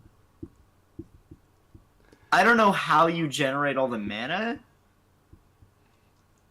Yeah, it's a weird one. Yeah. tokens are also kind of messed up. Like, I don't have the picture for this wolf. I don't know how. I've been trying to fix that, but. I am under the impression that there is not actually a black wolf token in this set. I mean, Because it's possible. for some context, I have been buying the tokens for a friend's cube. Do you know what Spawning Pit does? Is that the one that makes a bunch of thralls? It makes a 2/2 spawn token. Never once in the history of Magic has a 2/2 spawn token ever been printed, but Spawning Pit has been printed 3 times. Yeah, but I mean, so they didn't print tokens with sets until Lorwyn. Yeah. So I'm a fan of Grasp of Darknessing the Arbor Elf here versus Geth's Verdict.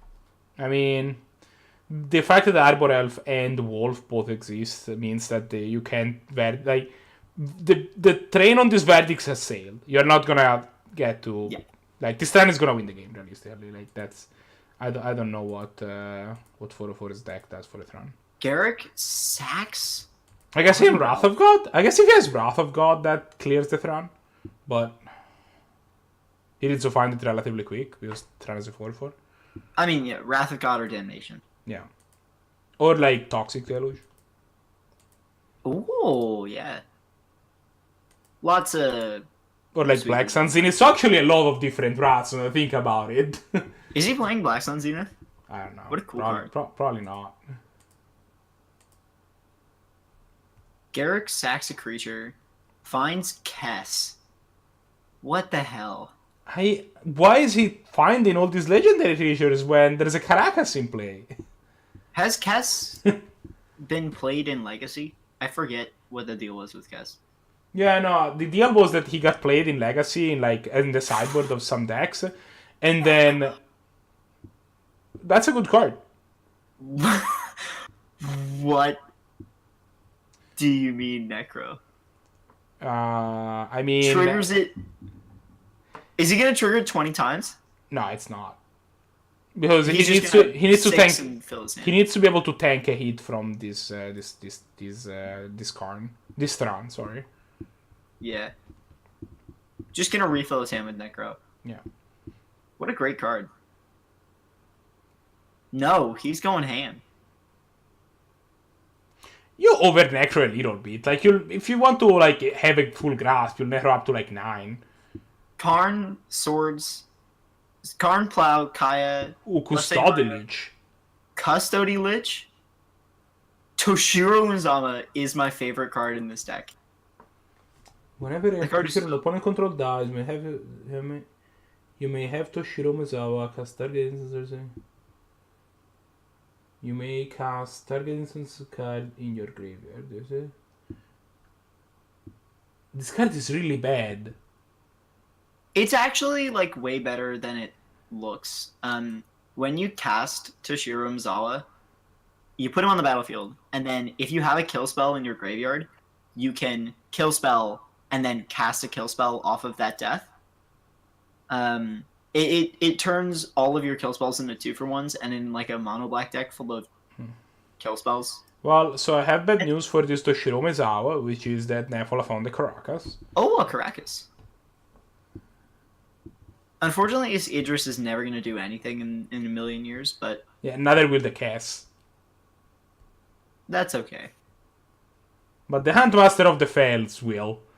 Thrun is probably just going to win the game. Yeah, I mean, so the thing is that when you have a Necro, the thing that you want is the one thing that 4/4 doesn't have a ton of, which is time. Yeah. Makes a Star City Games silly wolf token. And Garrick makes a wolf. Where did Huntmaster go? I think it got grasped. Grasp of Darkness. Grasp really- was discarded. He gets swords. Yeah, okay. He ate some sort of removal spell. Well, I mean, 4/4 better do something now because he's dead next turn. Got a handful of cards. He does, but he doesn't have a handful of mana. He only has 5. 6 with the Bloodstained Mire in hand, but, you know, that means he can cast Soaring Grim Nemesis, I guess. I don't know what Soren does. He gains him a turn by killing something and gaining him some life.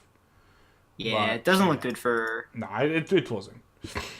Nef took that game on a poor multi-5 Yeah.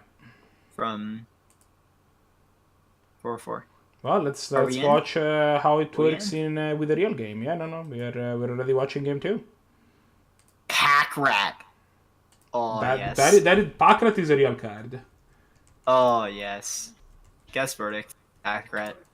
Leads on Temple. That makes sense. Without looking at the list, do you think Neff is running the Green Sun Zenith for Dryad Arbor?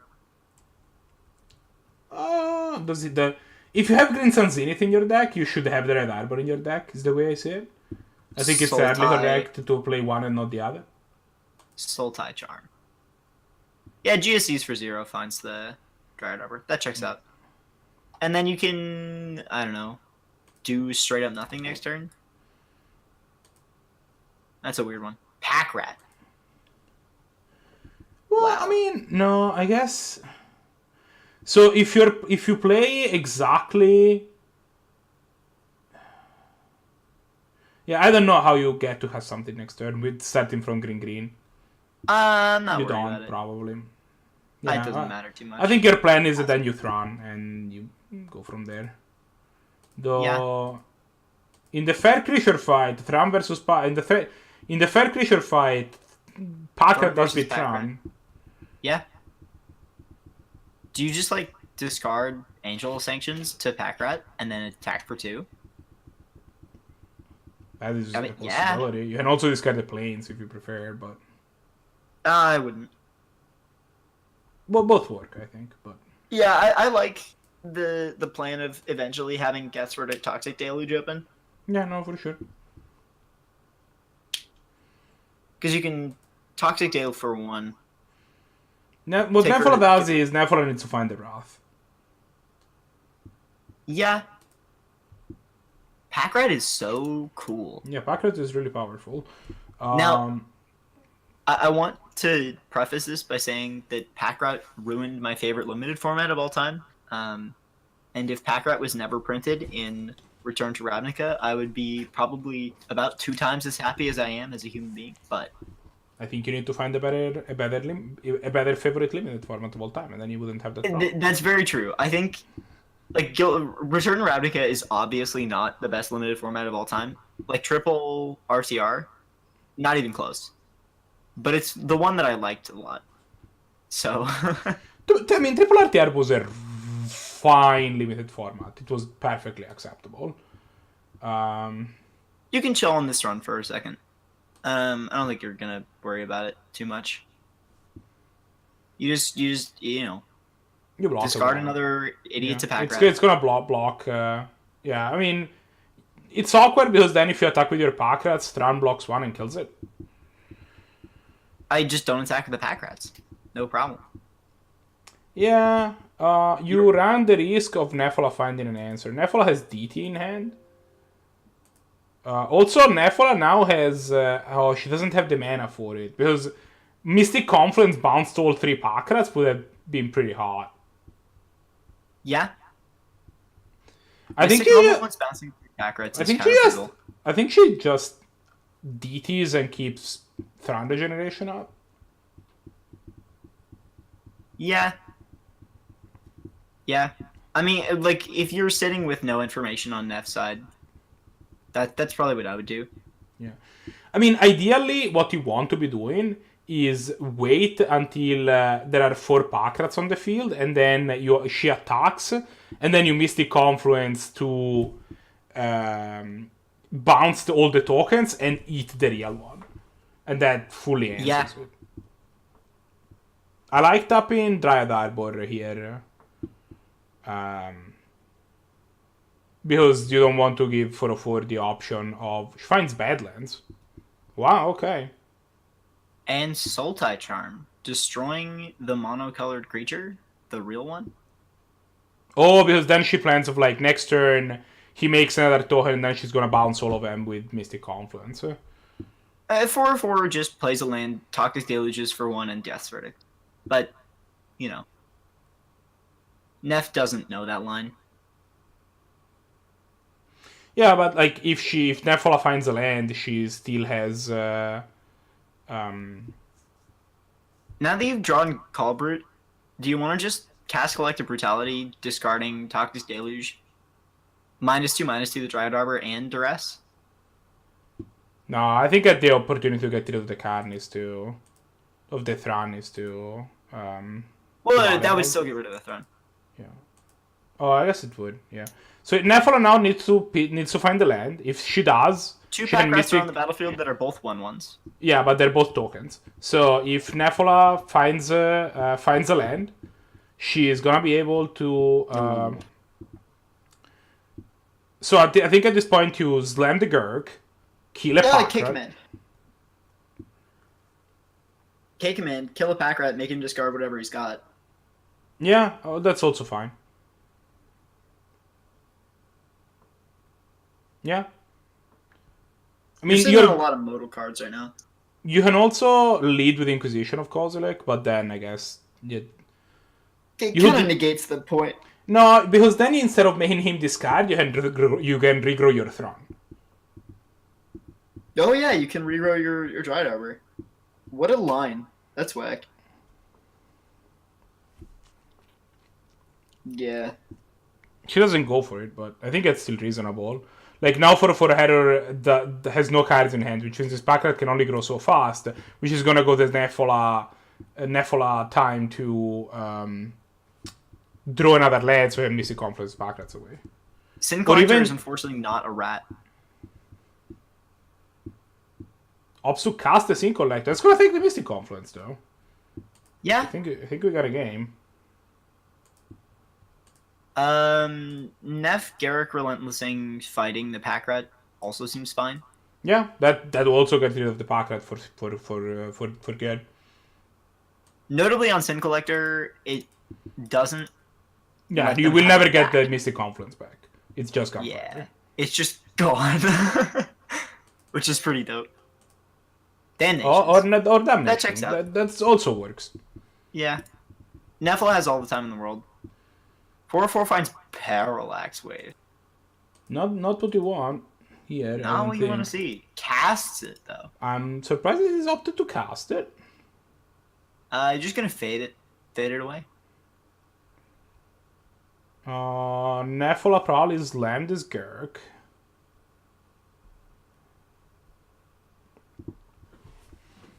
I think this game is going. I think Nefola is in a pretty commanding position now that the bot has been answered. Yeah, I mean Garrick here is fine. Make a wolf. I mean, Garrick Does is the going, wolf get parallax waved? Yeah. probably. Is You that don't want- okay? You don't want the Garrick to have to be able to fight its wolf. I mean that's the ideal, but like the wolf's gonna get parallax waved. Yeah, no, I know, but like that's why I think it's correct to parallax wave it. Because you don't want Garrick to fight it. Kaya. Kaya's pretty hot draw. The Dreadboard is gonna take care of it, but Each opponent discards a card and you draw a card. What a great mode. Finds I mean- BSC. Does Dreadboard So- kill planeswalkers? yeah, Dreadboard kills. That's yeah. Sure does. I always forget how long planeswalkers have been part of the game. I always feel like planeswalkers are like a new invention. Dreadboard was the first card that could straight up destroy Planeswalker. Really? Like, I mean, there's obviously been, like, other cards that, like, dealt damage and stuff, but Dreadboard is the same card that attacks destroy target Planeswalker on it, kinda. Now, notably, Nefola does not leave up Is It Charm. Yeah, I think it's a mistake. Yeah. I don't know if there was a tapping method that left her with Is It Charm up. Couldn't she have tapped... Embalms the Angel of Sanctions. Yeah, that's pretty real. Wow. Okay. So she needed to cast Dreadboard. Red. No, because the Forest doesn't What? tap for Yeah. Dreadboard or Yeah, for yeah. Is a Charm, so there is no way to do it. No lightning bolt for Angel of Sanctions. Embalm. Wow. That's crazy. I mean, that's why you play that card. It comes back. There exists a token that was made that has different art of Angel of Sanctions as like a very... Yeah, all that's true for all of the embalmed creatures. I have some embalmed... Which is awesome. That's like one of the coolest things they did for that set. Yeah, for sure. I have all of the embalmed... I have some embalmed creatures in my cube, and that are like obviously commons, like even Initiate and stuff like that. And Yeah. they do that. Like they That's all really... they all have their own... I have their own tokens in the... in... Finds Grasp. You just get in with Angel. Yeah. Nefola is... Yeah, no, this... Nef's gonna die in 4 turns. I had completely forgotten about the angel. Nef here can Is it Charm and Bolt? Which I think gets her out of it, but... Yeah, and I guess that you kind of want to, because then you get your Garruk back. And for well, yeah, he's got 2 cards in hand. How many counters are on Parallax Wave? 0? 0, yeah. I think you have to do it. I think you have to, like, double bolt and get your Garruk back. Like, it's not a 2-for-1 at this point. You're trading your Bolt and your Blue Sun Zenith for your Bolt and your Izzet Charm minus your Garruk for the Angel. So it ends up being a 1-for-1. Yeah. Gets Garruk. Nothing to fight, though. Still nothing to fight. Garruk's gonna make a wolf again. And see if it survives to fight. Like, ForOhFor can't be planning on... Cast it. Yeah, probably takes a Grasp of Darkness would be my guess. Yeah. Nefola is going to... you know, I mean, eventually, like, ForOhFor can't keep... killing the wolves with real cards. Eventually it's gonna have to... this Garruk is gonna tap with a wolf to its side. Parallax Wave dies, which makes all of the wolves... Oh, wait, no. Ash Barons. Goes and gets a basic. Immediately so. I think it's mostly because you just do not want to, like... You want to, like, reduce the number of basics in your deck. That's the main reason you do it. Yeah. Nef, Utopia Sprawl. Garruk's gonna try to fight this wolf, and it's gonna get killed by Grasp. ForOhFor, notably Nefola here exists as a mid-range deck, and ForOhFor is more of a control deck. Yeah. So the average, like, card quality is gonna be, I think, higher for Nefola than ForOhFor. Like, that's not how it's supposed. That's not exactly how it's supposed to work, right? The control beats mid-range usually because you, like, your deck, they are not fast enough to punish you, and your top end is better. Chooses just to make a second wolf. What a genius! It's not that unreasonable. Oh, Nev's Disc. Oh, Nev's Disc doesn't. Nev's Disc doesn't kill Garruk Relentless. Nev's Disc does not kill Garruk.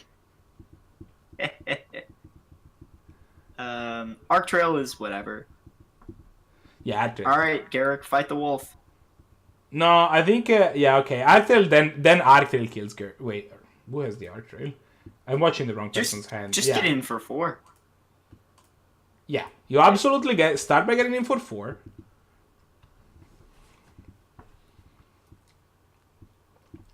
And then I think you might even be fine with your Garruk as like a wolf factory. I mean, even then, fighting the wolf forces ForOhFor to spend his Grasp. Yeah, but do you care? Like, does Arc Trail target? I mean, ForOhFor Garruk will kill. Oh my god! What a 100,000 IQ play! What just happened? Nefola Oh, cast it cast Arc Trail to flip the Garruk. Oh, that's man. really actually smart. Wow. Oh yeah, okay. OP. Gets a wolf. Sacks a wolf. Goes Sacks and a wolf. gets a creature. To do for a creature. What are we finding? What are we finding? Ah, yes, the Scarab God. A good vintage, sir. Notably, Nefola cannot currently have the Scarab God, but I'm assuming she's gonna put her land at some point. Utopia Sprawl, I believe, is on white. Oh, yeah, sorry, Utopia Sprawl is... Utopia Sprawl is useless. That's weird. No, Utopia Sprawl... Necro. No, it's fine. Like, she has the mana. I thought she didn't have 5 mana. Necro again, Oh, yeah. but again, on a board where there's not a lot of time to be had. 4/4 can only Necro for like a little bit. Yeah. Can Necro for like 3, I guess. You're just trying to find a way to kill Garrick and TSG. That's not easy. Yeah, Nemesis can kill TSG. Finding Yeah, but something then TSG will come back. Like, you don't want to just I know destroy the Scarab God. when it dies, return it to...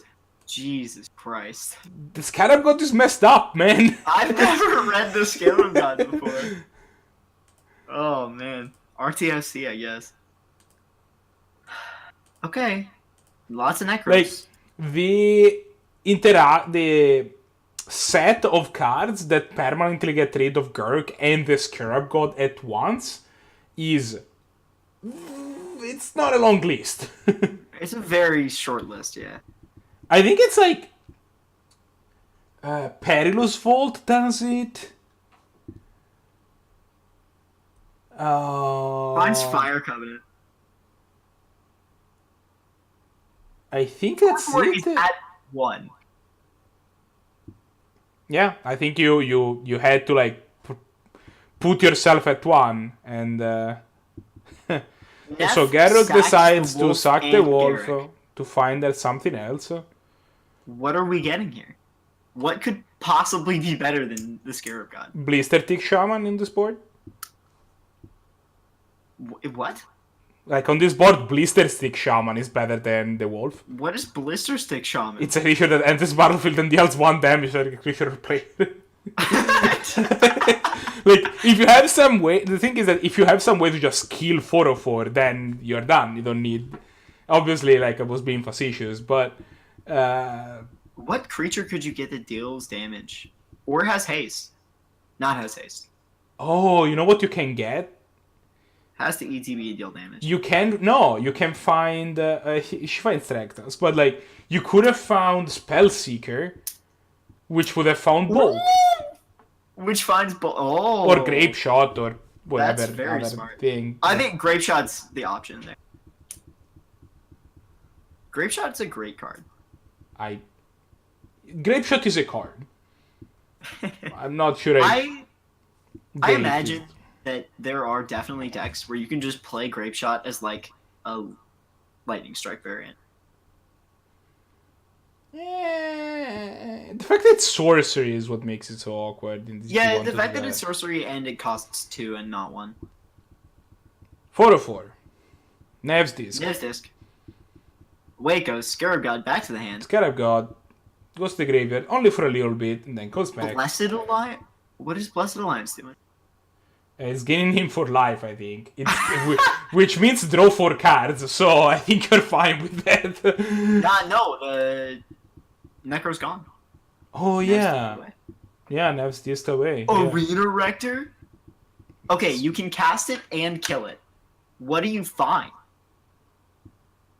He already has Big Sorin in hand. I mean, Big Daddy Soren's in hand. That's okay.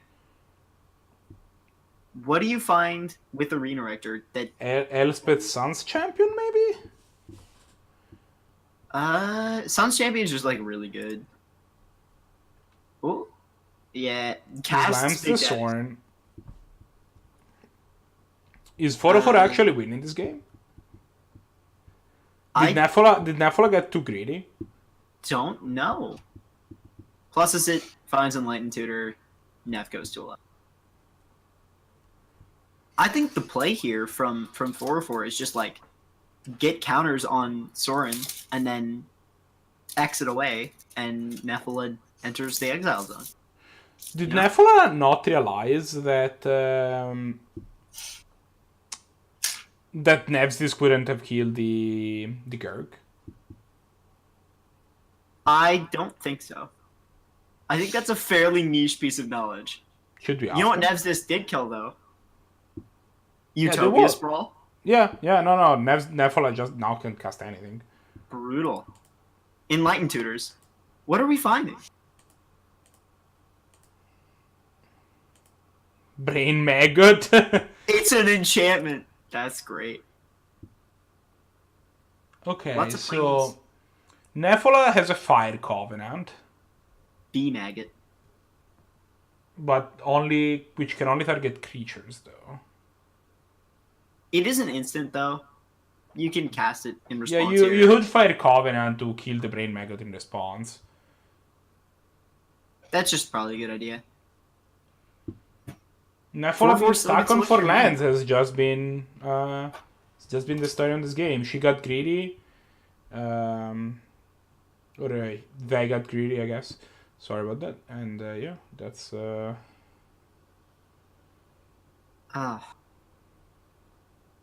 I think 4/4's got it. You flip Sorin. You're paying 1 life for this. Sorin flips off the top. If he finds something that costs 2, Nef dies. Oh wait, is Overwhelming Splendor in Nefola in 4/4's deck? No. Because you could just tutor Is it? for something obscene, right? You would go, yeah, I'll put this Ugin on top of my library. That seems like a reasonable plan for me. And then you just reveal it to Sorin with, or like, I don't know, not Ugin, but like, I don't know. Like, you could enlighten for something gigantic there and ding their opponent for a billion with Sorin. Oh, that's a great point. The most expensive enchantment in the deck is Parallax Wave, and that's already been cast. Yeah, okay. So it's for Phyrexian Arena. Yeah, okay. That's probably not worth it then. Sorin flips Innocent Blood. By the way, Innocent Blood is one of the cooler pieces of design on a Magic card, pretty much period. Innocent Blood is a head that keeps making it in and out of my cube. I think it's really good for decks that can make use of it, but there's It's so few bad. there's so few decks that can. No, it's really Yeah. good if your deck has like 8 creatures in it. Finds But- Volk, too late. Thragtusk, maybe? Thragtusk would be a start. How much? Thragtusk gains 4, right? 5. 5, okay. You go up to 14. You take 1, 2, 3 off the soldiers. So if Plus you start being able to grind with the Scarab God, Yeah. that's also a way to get out of this. But at this point, 4/4 has like 70 billion cards in hand. Yeah, 4/4 has just like 100 Yeah, like, gajillion cards in hand. and the Scarab God is Force of Will Fodder.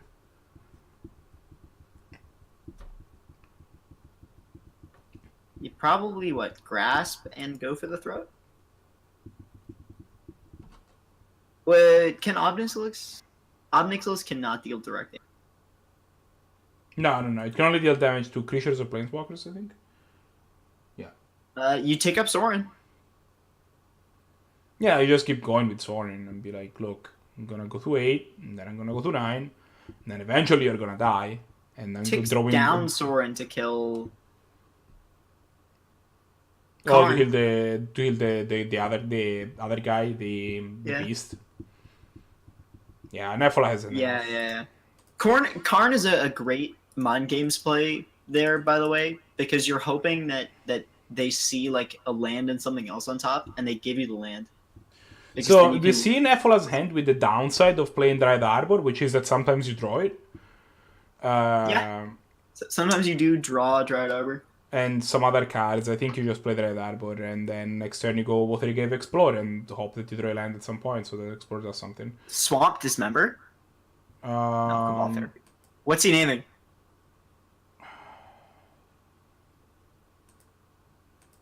But what do you blind name here?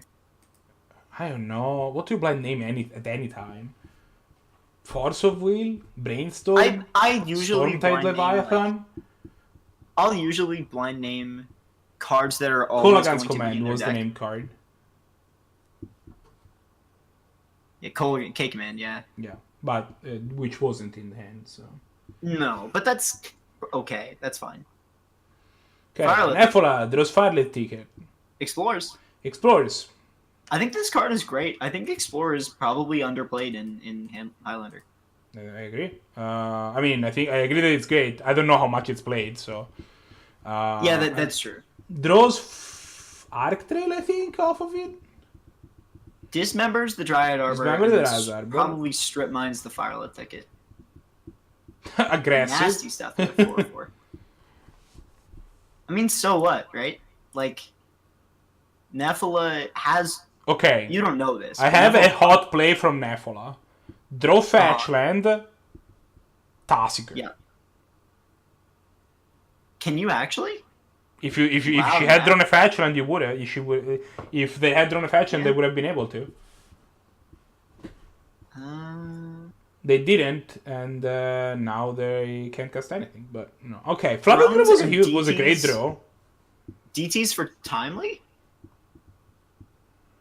So now ForOhFor. Now she has Mana Leak this packet, which is huge. Which you also. Yeah, you definitely Mana Leak because now this turn you can Tasigur. This turn you can what? She can Tasigur now. Because there's another card in the graveyard because she's putting a Mana Leak in the graveyard. Yeah. Alright. And I keep calling them she, and I should stop. Draws a Breeding Pool. Yeah, Nefola has been drawing lands off the top after skipping one, and that's been really good for them. Yeah. You probably just Tasigur. They just Tasigur here, right? Oh, they decided not to? Passes the turn. Weak. 4/4 immediately passes back. Okay, so Green Sun Zenith finds, I would guess Noble Hierarch would be my guess. You can X2 and find something else. Yeah, but you want mana. Well, actually, probably find birds. Like, you want to find red mana. That's your priority here. Whatever it is that you do. If you have Wood Elves in your deck, you find Wood Elves, I guess. What else would be kind of sweet? Yeah, you go Wood Elves. Sylvan Kyrite is also Oh, Sylvan Kyrite. Yeah, actually, that's probably the best find, because it means that, like, it's unboltable, right? Yeah. 4/4 cast Timely, which Makes is 3. largely irrelevant. Gets lands. You know. Yeah. It's a card. Nefola can play now everything except for the Fiery Confluence. You definitely...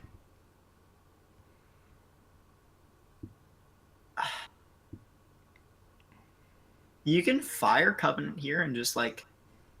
Nice I think you can wait on Fiery Covenant. Like, these tokens are not dealing you a lot of damage, and you want 4/4 to... Like, you want to give 4/4 the option to overextend into your Fire Covenant. Yeah. Can't cast Phyrexian Arena, no double black. If 4/4... I mean, 4/4 doesn't have anything to overextend with. But if 4/4 had cast another creature there, that would have been... Yeah, Nef doesn't know that. Yeah, no, for sure that's not Cross's Charm? Like, what Neff should do now is pressure him, actually, because his hand is Phyrexian Arena and Coercive Portal. Cross's Charm? So that one is Dark Banishing, or Shatter, or Boomerang. Oh, this card's really good. Why haven't I ever seen this card? Because it costs 3 mana. Yeah, but it's pretty sweet. And Boomerang and Kill Something are not typically comparable modes. Like, Shatter and Kill Something being modes... I mean, this card can kill most creature or any artifact, or if your opponent is on a Planeswalker that you don't know how to deal with, you're just, okay, just like, I'll counter it on the way back down. Yeah. That seems really powerful to me. Like, that kind of versatility is not something you find every day. 4/4, double blocks the things. In a vacuum, this is a good idea. Fire Covenant, X2, kill the spare one, kill one of them. And the other one, probably. Yeah. Decide opts not to. Reveals Fire Covenant and doesn't cast it. Oh no, I think they just misstopped. Yeah. I think they're in for it. This looks great from Nef's position. Now 404 draws a land, and you can go Kaya. Right? Yeah, or Coercive Portal. I think Coercive Portal's probably your best bet. Just like start drawing extra cards. I see if you mean, can if I figure it have the out. option of drawing a Coercive Portal, I'm drawing a Coercive Portal. I'm playing a Coercive Portal in general, like mostly because the item of 404 does not actually find the land. Is it Tasigur time? Have we reached Tasigur time? I think we can conclusively say that Nefola is never going to cast Tasigur. Based on past experience, I think that is accurate. If not now, when?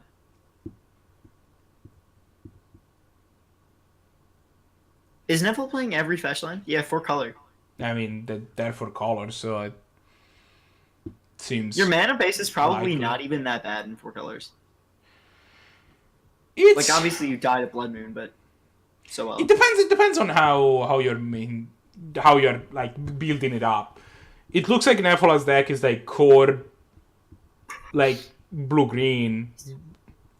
Why buy you hero, not Badlands? Because Badlands are bad. It's like in the name. You're right. I don't know considered why not Badlands. that. I mean, yeah. Wait, 404 doesn't have Revolt. No, he does not. It's about to feel really bad. Yeah, I think you're about to see. Oh, good. You know why Nef is not casting Tasigur? Caracas. That's a fair point. Yeah. It was in fact not Tasigur time all along. Nef, Cross's Charm can bounce lands. That's gross. No, it's not though, right? I think It's just rude. it is rude, but the game is gonna go so long. Yeah, I think it's correct now too. I guess the game is not gonna go 404 long is stuck off actually. lands. Yeah, like 404 is sneaky at 8 life. There's 11 Nef- point of burn in Nef's hand. These are actually 404 pretty doesn't freaking know good. it, but there's 11 point of burn in Nef's hand. Provided Nefs find another red source at some point, which presumably she does. They do. BSC for 2, maybe 3? No, just 2. Knocks the Finks down a peg. Yeah, actually, Finks won't come back from the BSZ. Persist is an interesting... What? Oh! If Yeah, it had because no- they have a counter on them. 7 carried -2/1 here. Yeah. Nef is in the classic 404 position for mid-range doesn't decks. know how much this Sylvan Caryatid is important for Nef's plans, but yeah, Coercive Portal is... He doesn't... 404 doesn't know that Coercive Portal is an awful thing to play because it's just gonna get immediately Cross's Charmed, but I mean... He did see Cross's Charm go onto the stack. Yeah, but I mean, what is the chances that he knows what Cross's Charm does? Let's be real. Just about 0. Like, you don't just know what Cross's Charm does. Oh, there's another distance in it. Finds GSZ again.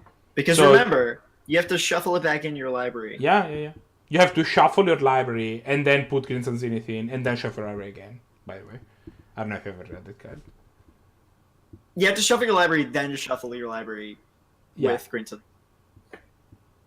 Leopold's probably pretty great. Yeah, I mean, it's good against Caracas. Sure, Caracas it. Go for it. I dare you. It's great against Coercive Portal. It is not great against Languish. Not as good against like Bring Is to 4-4 light. Nefola has just been... Nefola keep getting stuck on 4 lands. No. Nef. There's nothing they can even do. Does 404 just crack the throne? Well, it doesn't have the mana for it, right? Oh, no, he does. Yeah, he does. Wow. Okay, so probably takes Position. Cross's Charm here. As Fairy Homefluence also smashes artifacts. So... And Nef Nef is not even has, close to casting it. Yeah, I know you're right. Then again, she can't cast Cross's Can't even Charm. cast Cross's Charm. Yeah, no, taking this bio, I think was really bad. Discards Cross's Charm anyway. Kaya. You definitely play Kaya and not Corsa Portal here. I think Kaya just has more modes. Also, like, you know, if Nefola finds if Nefola just finds top deck land, Corsa Portal just goes away. Yeah. Granted, depending on what Kaya does here, took Crush's Charm. Okay. Yeah, but Kaya might get double bolted. Like, Nefola might go bolt Arc Trail Kaya. Oh, she doesn't have the mana for it. Opponent discards Damnation. What does 4/4 draw? Kaya finds Tendrils of Agony. Wow. This is a weird game. Nothing Nef can do. Nefola just keeps like getting stuck on 4. Like, obviously 4/4 disrupted their mana earlier, right? Because right, yeah. They had like a Dryad Arbor and the land got strip mined and stuff. But Kaya again.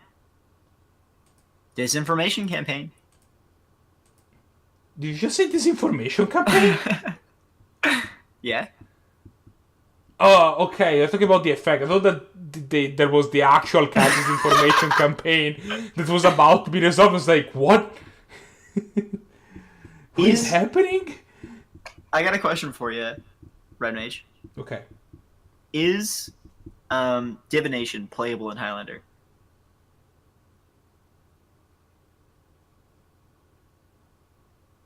No. So I think in terms of power level, Watery Grave? Okay, Windswept Hit is huge. But it might be too late. Finds the next color. Probably Bring to Light, right? But what do you even find? I don't know. Something I mean, that we probably bolt the Kaya. That is a great point. Actually, you Arc Trail, do 1 to Kaya and 2 to ForOhFor's face. For bolt. But It doesn't so much matter what you do here. It does. ForOhFor has Necropotence in his deck. You want to pressure his life as much as possible. Decides to has Tasigur. Finally. Exiling as few cards as possible from the graveyard. Yeah, which I think is correct. Remembers about Karakas. 4/4 can just Enlighten Tutor here. Enlighten Tutors here. What do we get? Tide Hollow's color. That is an artifact. Wow. Yeah, but Fiery Confluence is not something Nef can cast right now. Yeah. I mean, it can get Arc Trail, whatever. Tide Hollow. I mean, I think it actually just takes Arc Trail, right? I don't know what Bring to Light. Yeah. I don't know what Bring to Light takes. I mean, Bring to Light goes unless you just take Bring to Light and you accept that Nef will Arc Trail your Tide Hollow next turn, you don't care. But, you know. Sure wastes their turn, yeah, or their turn, yeah. You can probably cast Corsa Portal. Is there some way to just kill everything? Nefola can find the Storm Kill. Define the Storm Kill. Uh-huh. Okay. Finally has. Is it in the deck? What do you mean? I don't know if the Storm Kill is even in the deck. The Storm Kill is not 2 cards. Like, you need to have. No, I know. Okay. I mean, like, is there a Storm Kill in the deck? Garruk Relentless. I mean, Tendrils is in the deck, so presumably yes. Yeah, but 4/4 is drawing 3 cards per turn now. 4 for sure is doing 3 cards a turn. Wow. Is there some way to destroy all artifacts and enchantments that Nefola could potentially have in their deck? Because if you get to Bring to Light and cast something that destroys everything here, that's pretty hot. Unfortunately, Nef is not playing Fracturing Gust. Cleansing Nova would be the peak, but she's not. But Neff is not in white. Cleansing Nova? No. I mean, Neff's not in white. I think Cleansing Nova is not a completely unreasonable card. It's very versatile. It's probably a little bad on terms of like how good wraths are. I think you can do a little better than that, but So we, in terms of color, we get blue, green, black, She can- red, right? they can only bring to light for 4. Yeah. And okay. the color they do not have is white. Yeah. So this is a problem in multiple ways. The coercive portal, if Nefola draws another land, can get answer, but the Phyrexian Arena is probably going to be around for a while, unless they opt to bring to light for something that kills it. But I think you can bring to light for something a little better. The other thing that you can do... I'm honestly thinking Yidris might be the best thing to bring to light for. I have a different question. Uh-huh. What if you draw a land... Okay. Fiery I'm following. Confluence, 4/4 Face, Okay, for for 6, and then Goes to bring 7. to light for Tendrils of Agony on the following turn, and that's Okay, 4 more that's damage, 4. Down to 2. and then the arena kills 4/4 eventually. You see, he's even taking another life from Obnixilis. That's actually a great point. That might be the play if Nefola You just had got another red. Garruk and Tassiger here. Yeah, I mean, you obviously need to find another red to enact the plan at all. Right. You can probably just bring to light for like Jace or Chandra. Another Green Sun Zenith again. Wait, is Green Sun Zenith for Thran here really good? Yeah. It's not game-winningly good, but it's pretty good. Green Sun Zenith for 4. Let's go find the creatures list. It's Thran, right? You can get Kess. No, it's only green creatures. You can get Huntmaster. Also, you shouldn't get Cass because there's a Caracas on the field. That's a good point. Thran doesn't care about Caracas, but... Thrun I mean- cares not for your petty Karakai. Look, like the way that this game is gonna work out, I think 4/4 is about to be very sad. Because if Thran connects... And there's not really anything 4/4 can do to stop. If Thran connects, then Bring to Light is lethal. No, actually it's not. Yet. 4 plus 4 is 8, not 10. But it's close. Innocent Blood. Innocent Wow. Blood. Okay, Wow. well... Okay, so... Not plan... Ooh, Mesmeric Mesmeric Fiend. is real annoying. Yeah, Mesmeric Fiend is really good here. It forces the Fiery Confluence to deal 1 to all creatures, so you get to Bring to Light back. Yeah. Needs to find another red for Fiery Confidence. I mean, There we go. what- Graven Currents, every time. Okay, so you Wrath for 1, and then you deal 4. 4/4 goes to 6. Takes 1 from Phyrexian Arena. That's 5. Probably activates Obnixilis. Goes down to maybe 4. It doesn't matter. Then Like, replace if it. you put him at 1, then he's gonna die to his Phyrexian Arena, right? Yeah. I think 4/4 is about to be super sad. Why? Let's see if Neff finds a line. I mean, to be fair, 4/4 might find another... Okay, so Neff went for a way more conservative line.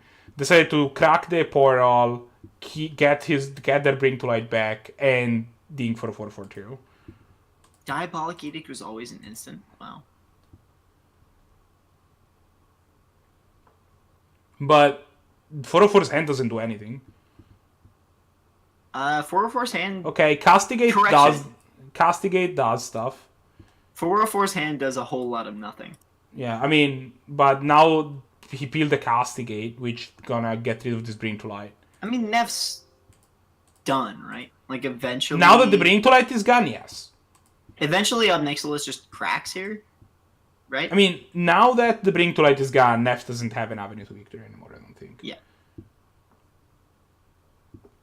Unless she would have to peel something like dumb, like, I don't know, like...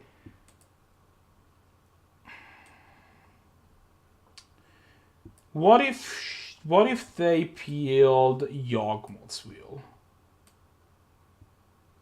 Interesting question. I don't know that they're playing Yawgmoth's Will. So they The could Jukabog is surprisingly good here. Yawgmoth's Wheel. Oh, is Bojukabog? Is ForOhFor? Is Nef getting Bojukabogged? I think so. Obnixilis is gonna start to grind the kill. You can just Necropotence does not count as a draw, so you cannot play. Yeah. So she could go. Yogg will play Firelit Thicket from exile, and then you have 4 mana, which means you can go. Activates top, Yeah, finding Obdazat Ghost Council.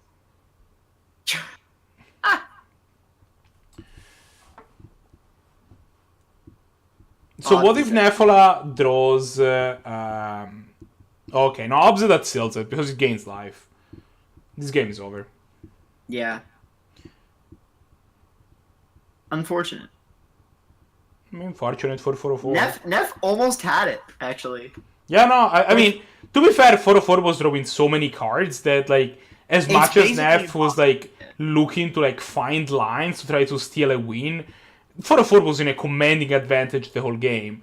It's just that, like, you know, his draw weren't really great, and he just found just enough cards that they managed to interact with Nef enough. And but it was closer than it needed to be. Empty. Yeah, I mean, empty for 0.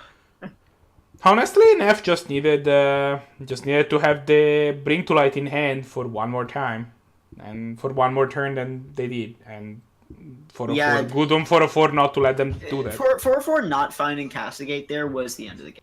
Yeah, but that Castigate sealed the deal. I think if Nef is free to go, and she can even go like, I don't know if she has the mana for it, but she would even have gone something like. Found another tutor. Yeah, 4/4 takes the game. All right, that's the match there. Do you want to head into Control the Mono Blue? I mean, if there's the final, we should watch the final. Let me plug in the results. Yeah, absolutely. So we have. Hello there, Nefola. That was a long one. ForOhFor wins 2-1. And wait, is there a match still happening? Oh, of course, SirEripmav and Wafa are still playing. Tulip and Corrigan? Oh no. Yeah, Corey and yeah. What's the result there?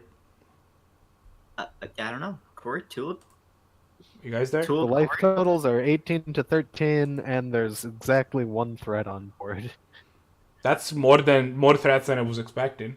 Yeah, well, there's also Mazavith. Okay. Mystical Tutor found Tinker. Tinker's gonna cast. Sacks a thing, finds a thing. I'm gonna request some permission to see. Yeah, let me see what game this is actually. Let's start there. Okay, so they're 1-1. This is game 3. Yeah. Counterflux. Unfortunate. But fortunate for Wafa. SirEripmav's got Capsize in hand. But SirEripmav is gonna counter back now. He's gonna activate this counter. So he might counter back. Remand? Finds Cryptic Command, which sadly doesn't do it. No, he does. He has one more island than I thought. Finds Cryptic Command, casts Cryptic Command. Oh, doesn't cast Cryptic Command. Alright. I want you to look at the list, Red. Without looking at the list. Tell me if SirEripmav is playing Unsubstantiate. SirEripmav is not playing Unsubstantiate. Okay. I have not looked at the list like you asked me to. I'm gonna look at the list now. Okay. I don't think he would, but Do we know there is matches out of Tolly versus Corey? no, I don't think so. Corey's typing. Tulip in 2. Tulip in 2? Okay.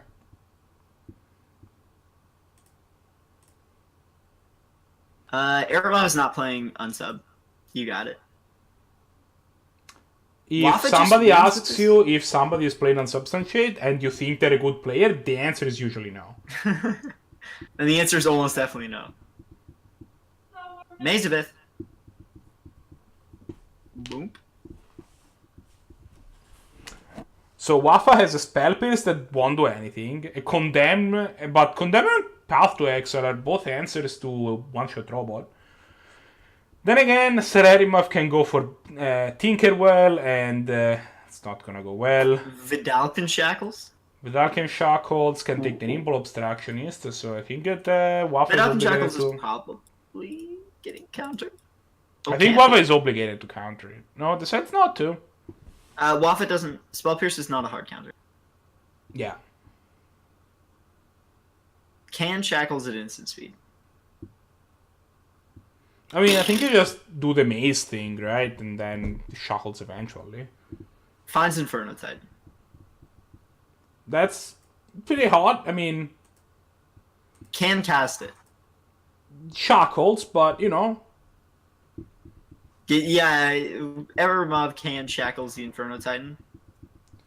Which is like that. So I think, yeah, okay. So Wafa, SirEripmav correctly opts to Maze of Ith instead of Shackles. Why is that correct? Because you want to have Shackles up during Wafa's second main phase in case he casts, say, Inferno Titan. Yeah. Does Wafa just do nothing? Also, here? in general, when you're playing a control matchup, the line that lets you have the most last mana turn. up at most times is usually correct. That checks out. Activates a Let's count this scanner. first.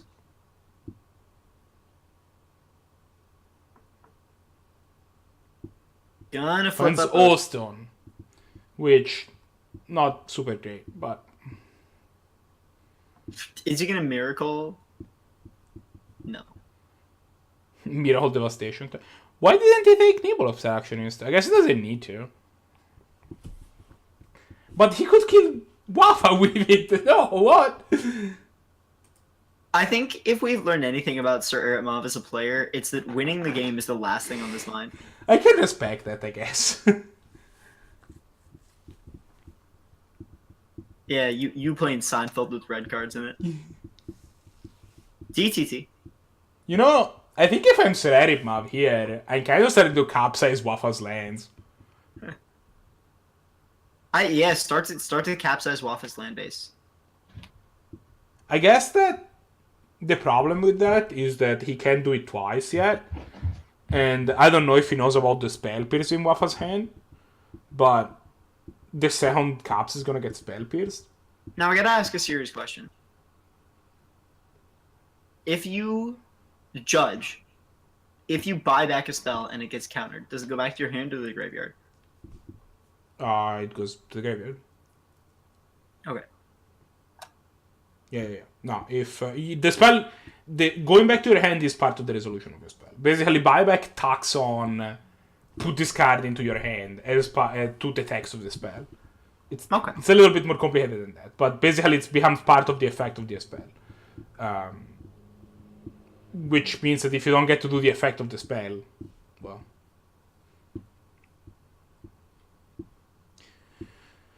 So yeah, I think I actually agree with not...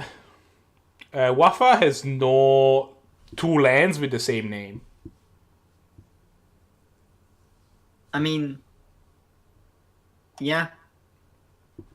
Definitely not playing the Blood Moon version of Jeskai. No? Oh, Mishra's Factory is SirEripmav. huge. Yeah, Mishra's Factory means a lot. Fires a of Fairy Conclave. Conclave. In for 5. Sends in some idiots. Now, Wafa here, does he condemn? the In nimble the obstruction? face, I think in the face of your opponent having drawn a mental misstep, you do. Because you would rather him mental misstep or like you would rather him burn the mental misstep on a removal spell. And when you encounter something high impact like a Fairy Conclave, well, I guess that with path you kind of don't care. Finds another land. Condemns, and then you probably mental misstep this. Yes and no. I think if I was Paying the gonna life? mental, No. God. Oof. I think if I was gonna mental misstep something, I would have been more inclined. Ooh, DTT's in response. DTT in Dismiss. response almost certainly gets dismissed, right? Yeah. Or Cryptic maybe, but I think you dismiss. I'm on Team Dismiss here. I think Cryptic is more flexible, and like between the two, I would much rather just have the one that's more flexible. Can you do both? Yeah, you can. As long as you tap Field of Ruin and Mishra's Factory, you can do both. In a scenario where you have this many islands, Cryptic Command is strictly better than Dismiss. Oh yeah, for sure. So if you're gonna counter a spell anyway, you don't need to do... Like, if you were gonna counter draw with Cryptic Command... Exiles a bunch of cards out of the graveyard. And Decides to go with crickets. Cryptic Command, okay. Okay. Charting, dig through time, and chooses draw card. Yeah, I disagree with this play, but it doesn't matter too much. Spell Pierce. Storm count is 6. Does Wafa have more? Nope. Okay. Spell Pierce, he just pays 2, which I think is correct. I guess the Spell Pierce prevents an Ascanta activation. I don't know that that means anything. No, I mean... Magic has Garfield intended.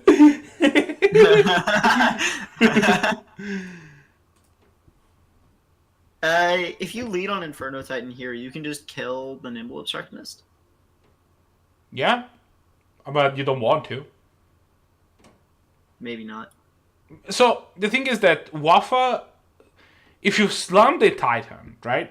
Karn is great to get in under Dismiss, by the way. Oh yeah, I mean, it's gonna get capsized probably, but it's a good peel. So, plus it. Or do you -2 make a token? That might be the play. Yeah, maybe. Ops plus. Yeah, Opsa plus. That's fair. Exactly as you intended. Can you imagine Richard Garfield sitting in his classroom writing on the chalkboard, and he's like, "Perfect." Perfection. 17 permanents or 17 cards in exile. Okay. Chooses to put a silver counter on Forcible. Seems solid. That's fair. Plays the basic and passes back. Draws Finds Inkwell Inkwell. Leviathan. Just You know what's cast even it. better than Please. yeah. Please just cast this Inkwell Please. Leviathan. Please just do it. Don't tap all your islands for it. That's a very dumb mistake. I mean, I guess it doesn't have. I don't know if what he can keep up, but Come on. I hate every sound of this. Just end the game.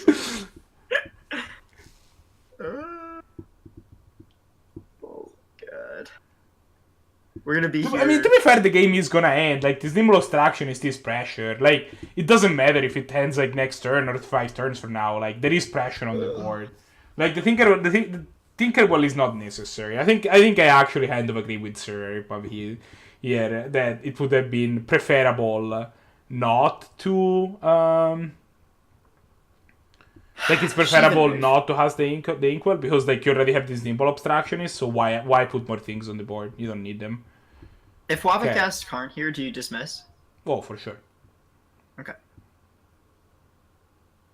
I think I agree with that assessment. Dismiss is such a cool card. Such a cool card. Got some weird art on it though. That dude's sleeves are just not going to keep him warm at all. I don't think that's the main purpose of the sleeves. No. I think the purpose is to look fabulous. Which let me. He definitely looks fabulous. I'll tell you that much. Wafa passes back to SirEripmav. Things are looking so good. You got I a don't think billion. you can call these sleeves as much as some wires. He's got an IV drip coming from his dome piece. Thank you. Oh my god. Now you have a 1-turn clock. Wafa plays islands, which means that Inkwell Leviathan will be unblockable. Ooh, yeah. Wafa also noticeably is not playing that many creatures. Hasn't That's played true. one for a while. Well, there's an Inferno Titan in his hand. Inferno Titan still can't block Inkwell Leviathan, unfortunately. Inferno Titan also the only creature that has been Killed by my own islands. Brutal. feeding. Eripmav gets there. Down it goes. Okay. At the end of round 2, we were now 3 hours out of the intended start time. Is everyone still good to go for the next round? Does anyone need to drop?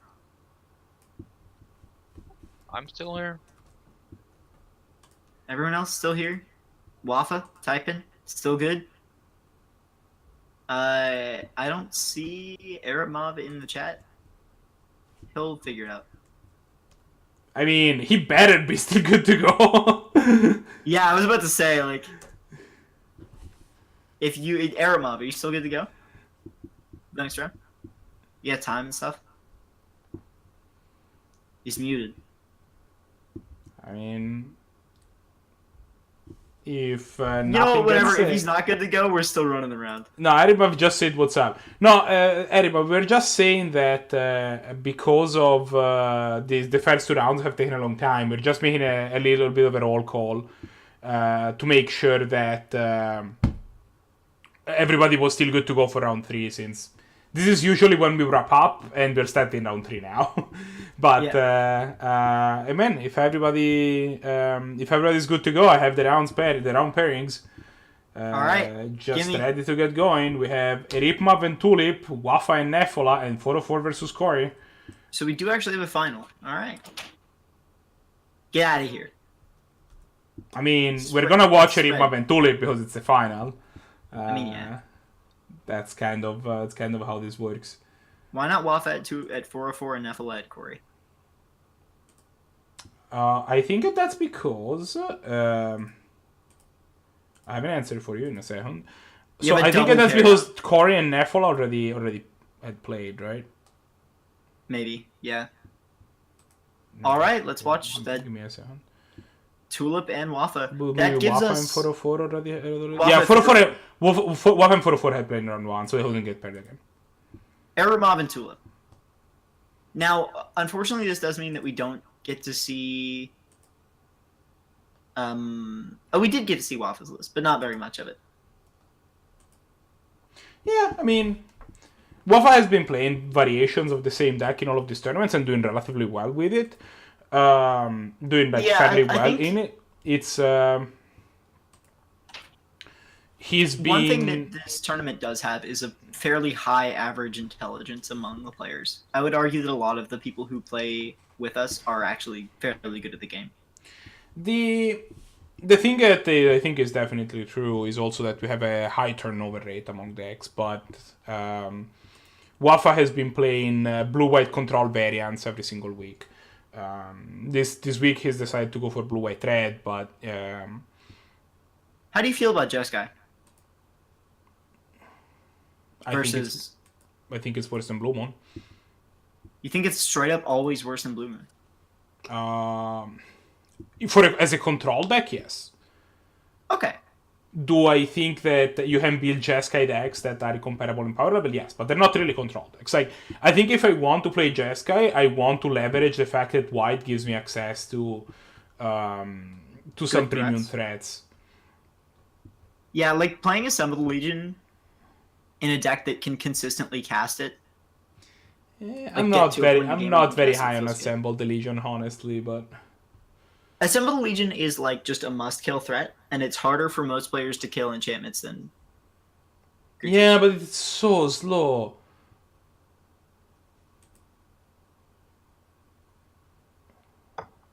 I'm not too worried about that. I think you can do a lot better. Like, if you want to have a hard-to-interact threat that is very slow to kill your opponent, at that point you might as well just slam Aetherling. This might just slam what? Aetherling. Aetherling is pretty good, yeah. Yeah, and nobody plays it because it's too slow. Brightling? Like, Brightling is a different card. Like, but it's also a lot more aggressive. I still don't understand why Brightling's good, but I am not the person to ask. maybe I just haven't played with it. But like, Aetherling is impossible to kill, and it will kill your opponent in 4 or 5 turns every single time.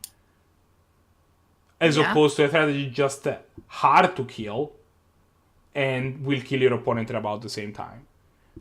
Granted, you know, that is... But and nobody like thinks that Aetherling is busted, right? Like, people are not playing Aetherling. Do we have a game? Okay. Yep. Okay. They shut up. Let me go to the live stream and change the text. What deck is Tulip on again? What? What deck is Tulip on again? Mardu. Oh, Mardu, right? Yeah. For some reason, I can't see Tulip's hand. Power Sync has some of the wackest art of all time. I mean, there's... All of the arts of Power Sync are primo. Like, there's the first one with the printed that had, like, the dude that was like... like, super freaking out. Tulip casting Gerard's Verdict here feels pretty good for T. So, has SirEripmav polymorphed anyway? I don't think he's polymorphed this set, no. If you're Tulip here, you probably just Caracas Gerard's Verdict and it gets swept away by Power Sync.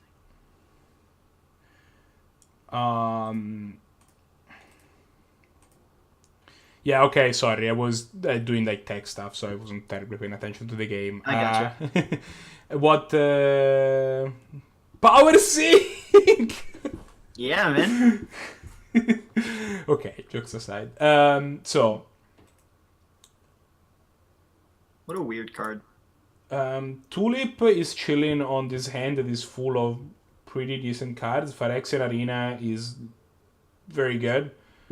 Map. You can crack map on the end step to do something. I don't even know what you get.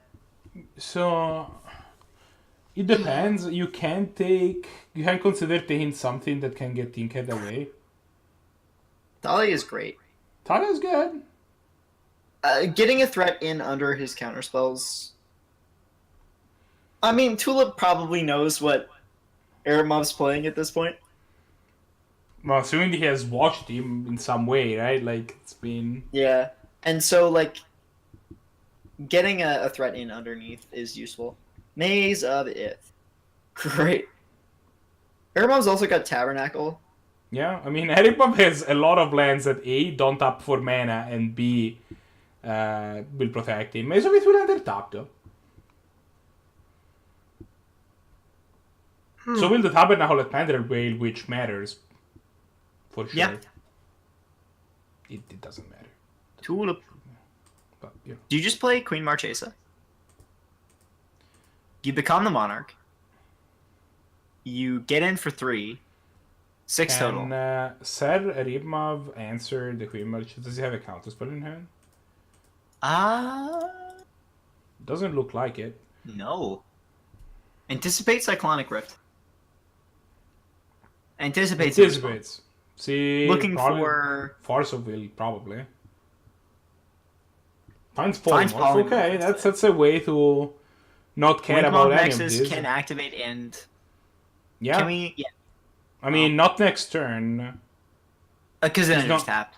Yeah, no, I mean he can. Yeah, He he can doesn't have activate enough it mana. paying itself. Like he'd need 5 mana to do the whole thing. One to activate got Blink 1, Moth 2, 3, Nexus. 4. But he only Maze has doesn't 3 have- because Maze doesn't have 4 mana. Yeah. Tulip finds Kitesail Freebooter. This is looking pretty good for Tulip. Yeah, no, Tulip, the Kitesail Freebooter was a good addition to the deck. Tabernacle is gonna be annoying. Yeah, annoying does not equal devastating though. Speaking of devastating, Yeah, that's not a good draw for SirEripmav. He was hoping to not see that card now. Even then, like, he needs to fire up a quick Polymorph, honestly, if he wants to have a chance to beat what's going on. Like, that's the way he wins, he Polymorphs, because, like, Tulip is gonna bury him in card advantage if this goes on between the Monarch and... now if you're Tulip here, do you Gerard's Verdict? Do you keep both of your creatures? Probably, right? Yeah. Hmm. It's pretty much undeniable. Do you? See? I think I Kitesail Freebooter. Zizzle Pizzle. Yeah. 1, 2, 3, 4, 5, 6. You get in for 6 here. You send Eripmav down to 8. If you play Kitesail Freebooter, you're representing 7 points of damage next turn and the ZP. Eripmav does have Mazabeth, though. Yeah. So Hmm. the thing is that I think Tulip doesn't understand how close to dead he is. Yeah. Because, like, Polymorph and Blinkmoth are both in. yeah, like, Eripmav will play a Blinkmoth this turn, and then if he gets Kitesail Freebooted, he will... so he'll Cyclonic Rift a Kitesail Freebooter, right? And then if he finds a land, he can just... he can do the Polymorph thing and get something devastating. Finally, we get Polymorph, actually, which is also exciting. Obviously, he might find something that is somewhat lackluster off of Polymorph, but, like, it's still gonna be, like, good. Like, what do you find off of Polymorph that doesn't clock your opponent at least a little bit? Inkwell Leviathan doesn't really do anything here because it can be blocked, and Queen Marchesa has Death Touch. Yeah, that's true. You do get rid of the Queen Marchesa and get the Monarch back, Yeah. which is not nothing. And, you know, MrTulip is keeping feeding creatures into the board when there is, like, next turn if he wants to hit all of these things, he's not going to be able to cast anything unless he draws a land. Takes the Polymorph. Yeah, I think the Polymorph is absolutely correct. Monarch trigger. Mana Leak would have been probably happier to have earlier.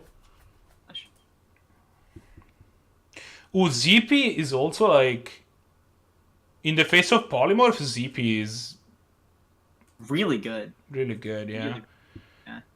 I mean, if SirEripmav draws... SirEripmav wants to draw...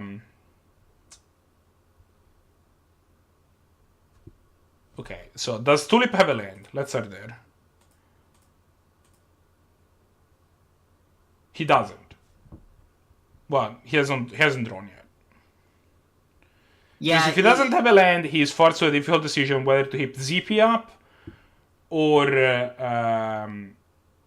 keep probably like Thalia or something. or like just probably Thalia you send away actually, right?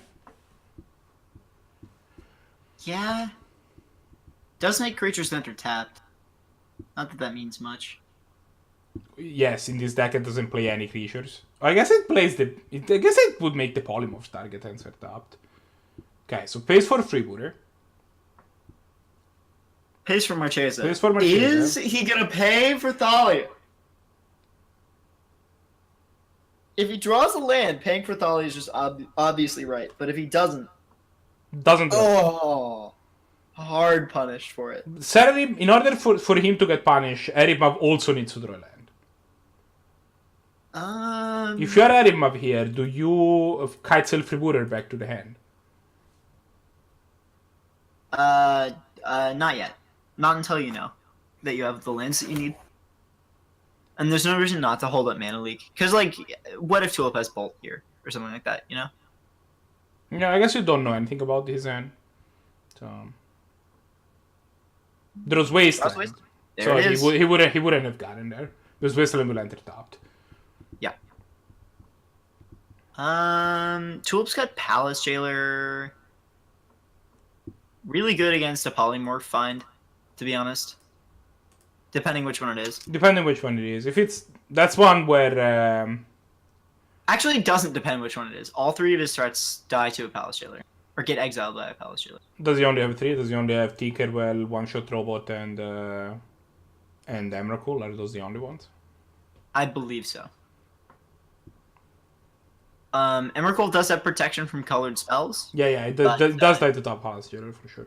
Does not have protection from colored ability. Not finding lands has been really bad for Tulip when he's drawing so many cards. I think he's I don't only think Tulip's drawing worried 2. about it. I don't think Tulip is concerned, like, at all. I think he should be. Like, his board is gonna... Like, he did pay for the Thalia. Draws Arid Mesa. Not punished. You Okay. just play out Arid Mesa. So I think at this point, if you're SirEripmav, you kind of have to go for it, and you're gonna get punished by ZP. You are really going to get punished by ZP. Yeah. Well, it depends. It depends because, like, if you're Tulip, you might consider going for ZP here because it's lethal. It's not. It? It's not. It's No. only 5. Yeah, then One off. probably fine. 1, 2, 3, 4, 5, Yeah, 6. it's 6. Yeah, you're 1 off. That's alright. I think at this point, though, you have to do the thing, right? Like... Now, interestingly here, he could also prevent 1 bit of damage. If he isn't going to Cyclonic Rift, the correct play was to fire up Blinkmoth Nexus, block with the Blinkmoth Nexus, and activate its own ability targeting itself. Oh, Blinkmoth is not... I thought it was the Inkmoth. Yeah, no, you're right. No. Yeah, no, you could have eaten the Kitesail. Right, but he's going to Cyclonic Rift here. Oh, it only costs... No. No, you tap an island to activate Blinkmoth, and then you have tap to another tap island. to activate its Yeah, ability. you block and then activate Blinkmoth. Right, you don't have enough mana for Cyclonic Rift then. Yeah, no, I understand that part, but like, if you're gonna Cyclonic Rift the Kitesail Freebooter, you might as well eat it. Welcome to Hell, Devastation Tide and Factor Fiction. SirEripmav is at 3. Yeah, I think he has to, like, maybe he's just planning to Devastation Tide this turn. I think I would have tried, like, he would have get punished by Zalos Persecution, but I think I would have definitely... Yeah, that was tried to almost do it. definitely a good choice. Counters it. The Monarch trigger. What do we draw? Nahiri the Harbinger. What was the counter card? Guess Verdict. Drawer's Alright. Verdict. Okay, I see. Oh, back to basics? B2B Back is to basics! nasty. With Tabernacle and Pendrabill on the field, that's a wrath. That's disgusting. Everything will just go away forever now. That is truly and deeply very rude. Holy shit. Alright, the game is very much over now. Well, I mean, I don't know that it's over. Like, Tulip still has a bunch of stuff in hand, but... Sure doesn't have any lands, though. Yeah, no, that's true. Blood Crypt. Untapped. Plays it untapped and passes. I mean, now SirEripmav goes for the Blinkmoth play, right? With only Blood Crypt untapped, I think you have to try it. Like, if your opponent has a bolt, he's gonna have a bolt. There isn't much you can do about it. Yeah. Wasteland the Blood Crypt. Doesn't really do much. You can, actually, that's true. You start by Wasteland the Blood Crypt. Do you have the mana? He needs to draw Yeah. basic eye. He needs to draw a land. If he draws a land, then I think you start by Wasteland the Blood Crypt for sure. Because that Then you gives activate Blink Moth and yeah. wheel it away. Yeah. Because then you're sure. There you go, Island. Yeah. I think that you just go for it. Activates Blink Moth. You better tap itself. Yeah. Yeah, decides not to waste that, which I think is incorrect, because at that point you might as well. Alright, good luck. Finds Inkwell. Yeah, looks like an equal to me. How many cards did that reveal? Wow. Like a bunch. Too many. Finds the Inkwell. Tulip. That was a Nothing for it. timely back to basics. I am... okay. Okay. That was a This poly- disgusting the- B2B. This polymorph deck has looked kind of impressive, and I think it's significantly more impressive than it has in edition. It's surprisingly... It's super impressive against a field of mostly control and stuff. Yeah, because like the mono blue deck is gonna be the other control decks basically. It's just as more stuff. Like red green aggro pretty much beats this deck. Again, if you're mono red, this deck can never win. Like, Oh yeah. Like against mono red, this deck is just 90% of the time you lose.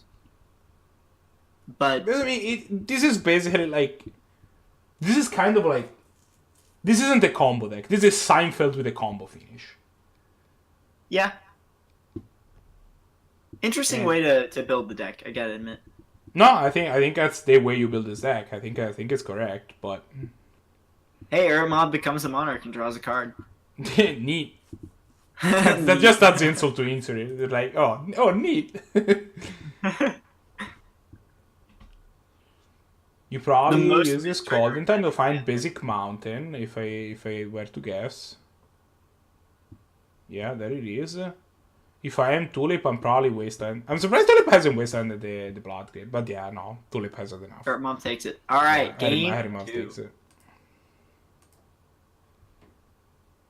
Is this game 2 or 3? It's game 2, I believe. 2, yeah. Weird looking hand from Tulip. Takes a mulligan. Goes down to a I'm Mox gonna Ruby hand with watch nothing the- to play off of it. I'm gonna swatch a player's name in the overlay, just real quick, because for whatever reason, Xmage just swaps them between the rounds. Yeah, that's true. So I swapped them in the overlay as well. Also, as we were playing round 2, the overlay said round 1 the whole time, although the decks were correct, so there is that, but whatever. Wrong names, right decks. No, the names and decks were correct, but instead of saying round 1, it said round 2. Like, if you look at the overlay now, it says round 3, SirEripmav, Polymorph versus MrTulip, Mardu Control. Mardu Vintage. Yeah. Ooh, Treachery. I don't think Treachery does much here. Against Tulip has mid-range no deck, threats. Treachery is real good. Like, Treachery would have been excellent last time. You would have just taken their Marchese and they would have been like, oh. Waifu Resto, by the way. Great card.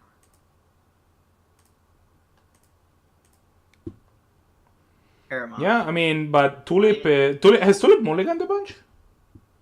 Just once. It's like, and he was on the play, Decided to right? keep this versus the second 6. Interesting choice. No, I mean, what did he... Because he has something that got countered, right? Yeah, no, okay, so he had an Inquisition of Kozilek. But, Do you prefer the old Inquisition art or the new Inquisition art? Hideseek. so, I think the new Inquisition art is better art. I prefer the old one.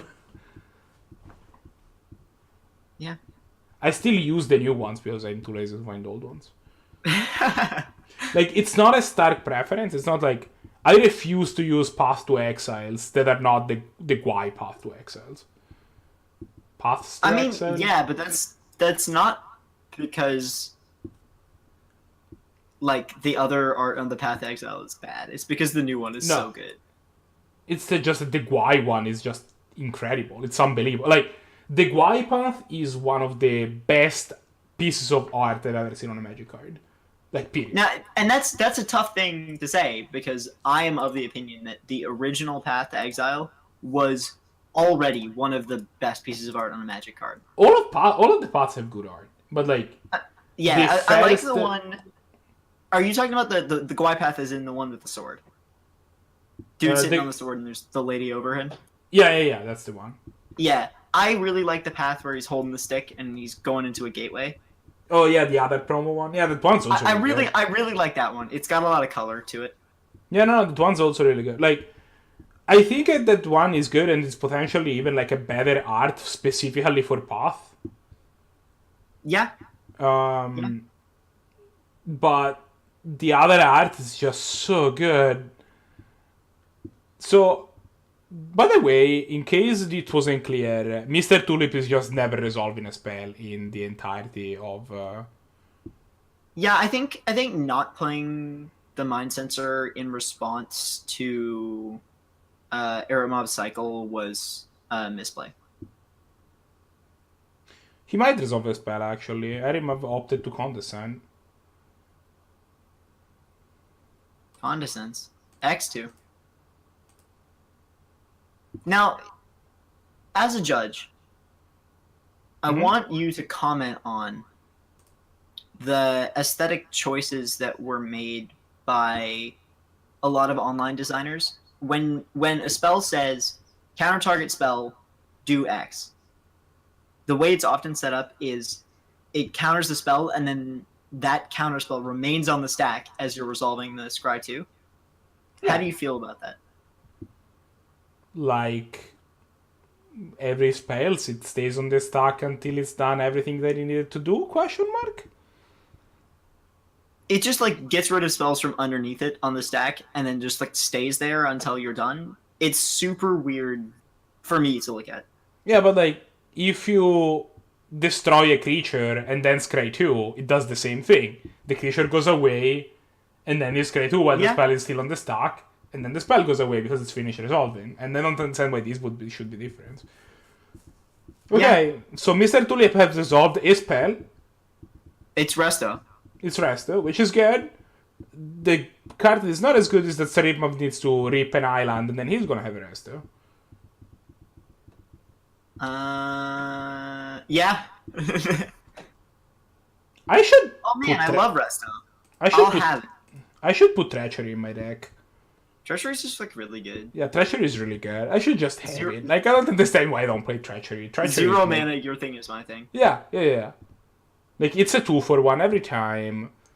You get to... If your deck doesn't have a ton of creatures, then you need the creature to block their creature, or you can take their creature to block their creature. It's great. It doesn't cost mana. Nope. You could even fix your mana with it if you were playing. Yeah, no. If you're like playing back to basics, for example, you get to untap your lands that wouldn't have normally untapped. Yeah.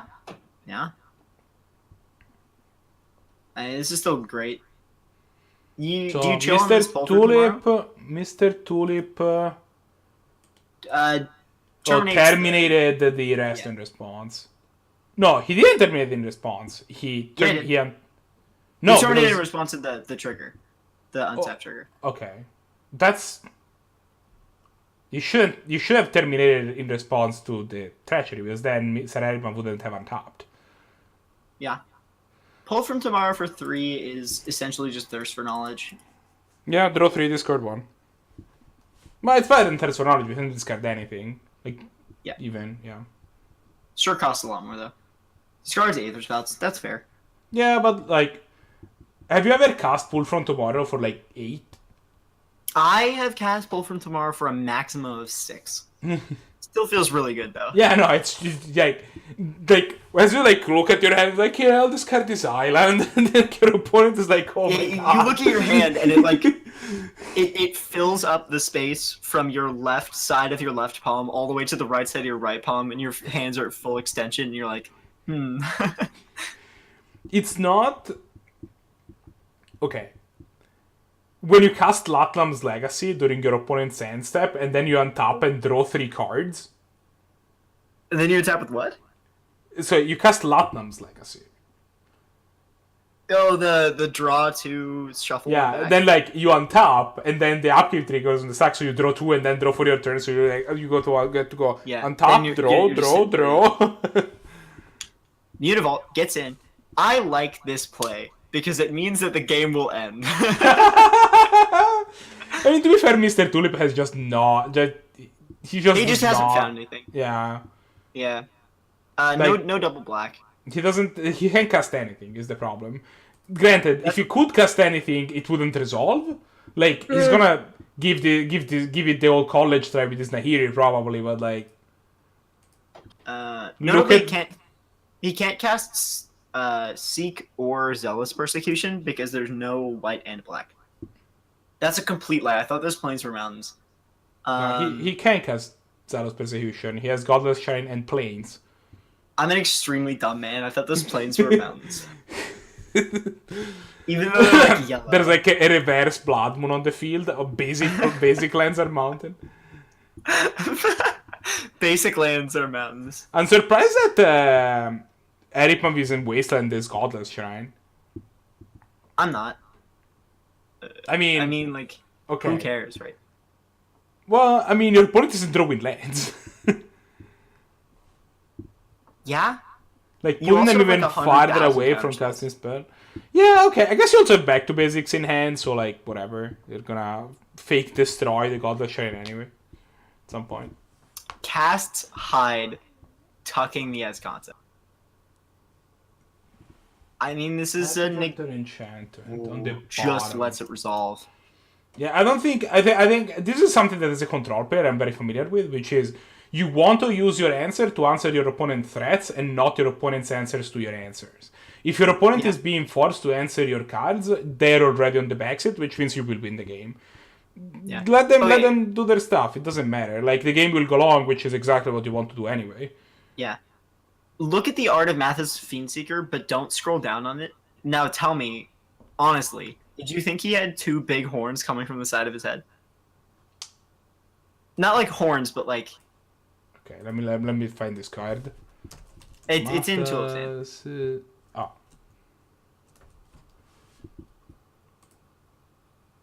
Fine. Because I always thought those were like jester horns. It's actually just a doorway that he's standing in front of. No, that's a doorway. Yeah. I think I'm just like It's weird because he has like it has like this weird thing that surrounds his head, right? He has like this sort of like Yeah. Plats? this like hood type thing. Yeah, I don't know what he's got going on, but he's definitely rocking it, whatever it is. Alright, MrTulip finds a plateau. This doesn't mean Anything at all. anything. Decides to Forkball? fireball SirEripmav's face. Forkball needs to wait until Wasteland or until Mutavault comes online. Plays Mathas Fiendseeker. But Forkball is a sorcery, so you can't tag a Mutavault with it. Oh, is it? Yeah. Remands instead of logic nodding. Finds thirst for knowledge. Oh, hey. Oh, that seems like a way to draw cards. I'll do that. I was talking about that one. It's an instant. Yeah, it is an instant. Oh, wow. Unlike compulsive research, which is not. Compulsive research is like a good card. It is a good card, but it's a sorcery. Yeah. Would you play Thirst for Knowledge without artifacts in Oh, your look deck? at that! More counter spells. Oh my god. The Mutavault isn't going to end the game, and I like that a lot. I sincerely appreciate that. No, yeah, the Mutavault. This game is gonna end with 6 more attacks of Mutavault. Like, Tulip will attempt to cast other spells and fail. Like, whatever he does this turn, his entire turn is gonna get eaten by Power Sink.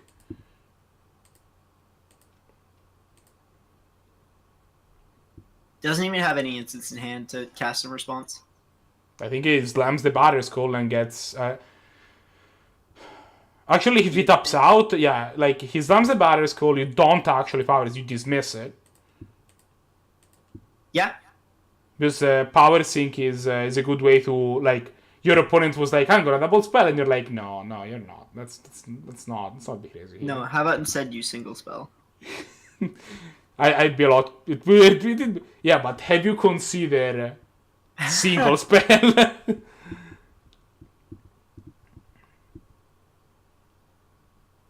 Yeah, but here's a radical idea. How about single spell instead? Mission Briefing would be maybe one of the best draws that he can do right now. I don't even know if he's playing it. Are you playing, not Mission Briefing, but Chemist's Insight? No, it's too slow. It finds... Compared to Glimmer? I'm not running Glimmer either. You're not on Glimmer? No. The only one of those effects that plays is a Hieroglyphic Illumination. Is what? Hieroglyphic... Like, the thing is that I think I want only Illumination. 2 copies of those effects, and both Factor Fiction and Hieroglyphic Illumination are better than the rest. Like, yeah, I would play Glimmer, but, like, have you read Hieroglyphic Illumination? That card is messed up. Sorry, have you read Factor Fiction? That card is messed up. And, like, I've been considering cutting Factor Fiction. This is very clunky. It is clunky. I've definitely had more than one occasion where I'm playing a deck with FOF in it, and I'm like, great, I just never get to cast this. I get to sit with this in my hand for the rest of the game until it's over. So, yeah, I'm not playing either of those cards. Power Sink. Sink. See? Like, have you considered maybe, like, not doing that? Maybe you just tap those lands. How about that? SirEripmav announces a value of 3. That is a mistake. No, it's not. Oh, yeah, no, it is. Oh, no. I mean... Oh, it resolves. I... Oh. -2, -2. Yeah, but, like... Yeah. What does it matter? Get back the Aven Mind Sensor to your hand. It's annoying for... You like Cyclonic Rift at some point. Yeah. Fires up Mutavault. It gets in for 2. Does he attack Liliana? No, attacks no, 2. God. Why?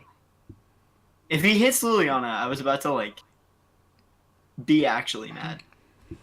I mean, you probably need to answer the Liliana at some point. You only let the Liliana, like, plus a couple times and then just don't care. Because there is nothing, there is no... I mean, the Liliana can start getting back, like, Restoration Angel from the graveyard, and that's actually problematic. Yeah. I have a question for you. What is going on, story-wise, in the Art of Opt from Dominaria? So... I think that the story is that Teferi didn't have his spark. Because it had been separated from him and captured in, like, a crystal, and Jorah had the crystal. And so Teferi was doing his, like, his own thing, and then Jorah shows up and he's like, hey, do you want your spark back? And he's like, I'm going to cast Opt. Scry one. But that's what Opt is, right? Like, it's a hand that depicts having options. Yeah. So, I think that SirEripmav is a Tulip is, like, super stoked, all of his stuff is resolving, and then there's gonna be a Cyclonic Rift. But... Resto does not help with the Cyclo. Just... Does Resto go back to hand? Resto is not cast. No, he shouldn't cast in response. He should wait until the Cyclonic Rift is resolved and then cast Resto. Yeah, and then it's gonna get forced, but It's gonna get almost certainly forced, but it's worth. Yeah, he doesn't know that. Yeah. Opt. I mean, he's grinding through SirEripmav's stuff. Oh, Mystic Confluence is so good. What's that noise? That was too much value. I couldn't take it. Oh my god. Oh my god. I get physically excited at the thought of casting Mystic Confluence. You get to counter spell and draw 2. Yeah, it's messed up. Hard casts Force of Will. Why didn't he Mystic Confluence? What? Exiles! Oh, Exiles Impulse with Force of Will. Wow, that's I think pretty loose. What an egregious misplay. I think you were supposed to even then you Exile Devastation tied, right? Yeah, of course. I mean, you are supposed to have Mystic Confluence, but like Hey, how many black mana can you generate? What, 1, 2... 3. He has 4 black mana. Sorry, yeah. If he decides. 1, 2, 3, 4. Yeah, he has access to 4 black. Okay, He's so top he can redeploy Glint Sleeve, Mathis, Liliana. I mean, only one of those is going to resolve, but... And it's No, probably he can't, because if he makes if he makes Plateau and Gravencurrent make all black, he's not gonna have red for Mathos. Oh no, he has the Mox Ruby. Never mind. Yeah. Okay, starts with Liliana. Yeah. Taps of Gets- points. Gotcha. Gets Mystic Confluence. Okay, but now he has tapped the Mox Ruby, so he will not be able to cast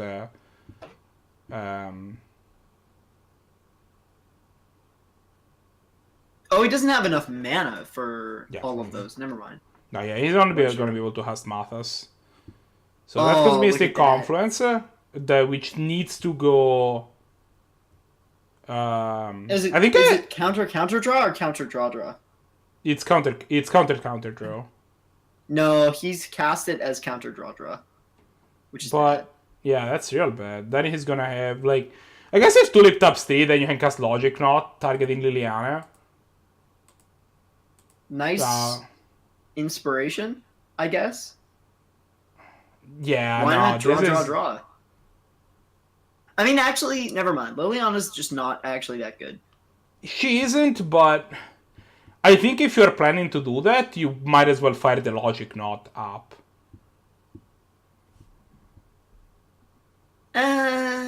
I think a counter draw was the correct play. I think counter draw was almost definitely correct. Just lock him out of stuff. Like, don't give him the option, you know? Yeah. Because now he's gonna find back the resto again. What goes in the graveyard? Lightning Bolt, Flame Slash. Yeah, whatever. Get back Resto. What, and then you just chill on it for a while? I don't know what's the line for Tulip where he doesn't die? I mean, he's not dead this turn. No, but he's dead next one. I mean, if I'm Eripmav, I might actually just take the chance to go after the Liliana. She's at 1. She is at 1. Don't kill Liliana. Why bother? I guess that she's not gonna be able to minus next turn, so you don't care too much. Yeah. Okay, that's fine. Okay, this Into the Royal was a huge pickup. Yeah, Into the Royal guarantees a kill next turn. Yeah. There is no way that MrTulip can find a way to not die through Cryptic Command, Logic Not Into the Royal. That is not possible. Yeah.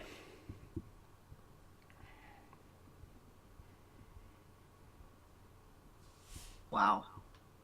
Eripmav is going to go the distance here. That's incredible. That's wow. Okay, yeah. Like, was he well positioned against the field today? Yeah. That doesn't necessarily stop it from being pretty dope that he made it this far. This is game 2, right? This is game 2 with Eripmav up 1. Wow.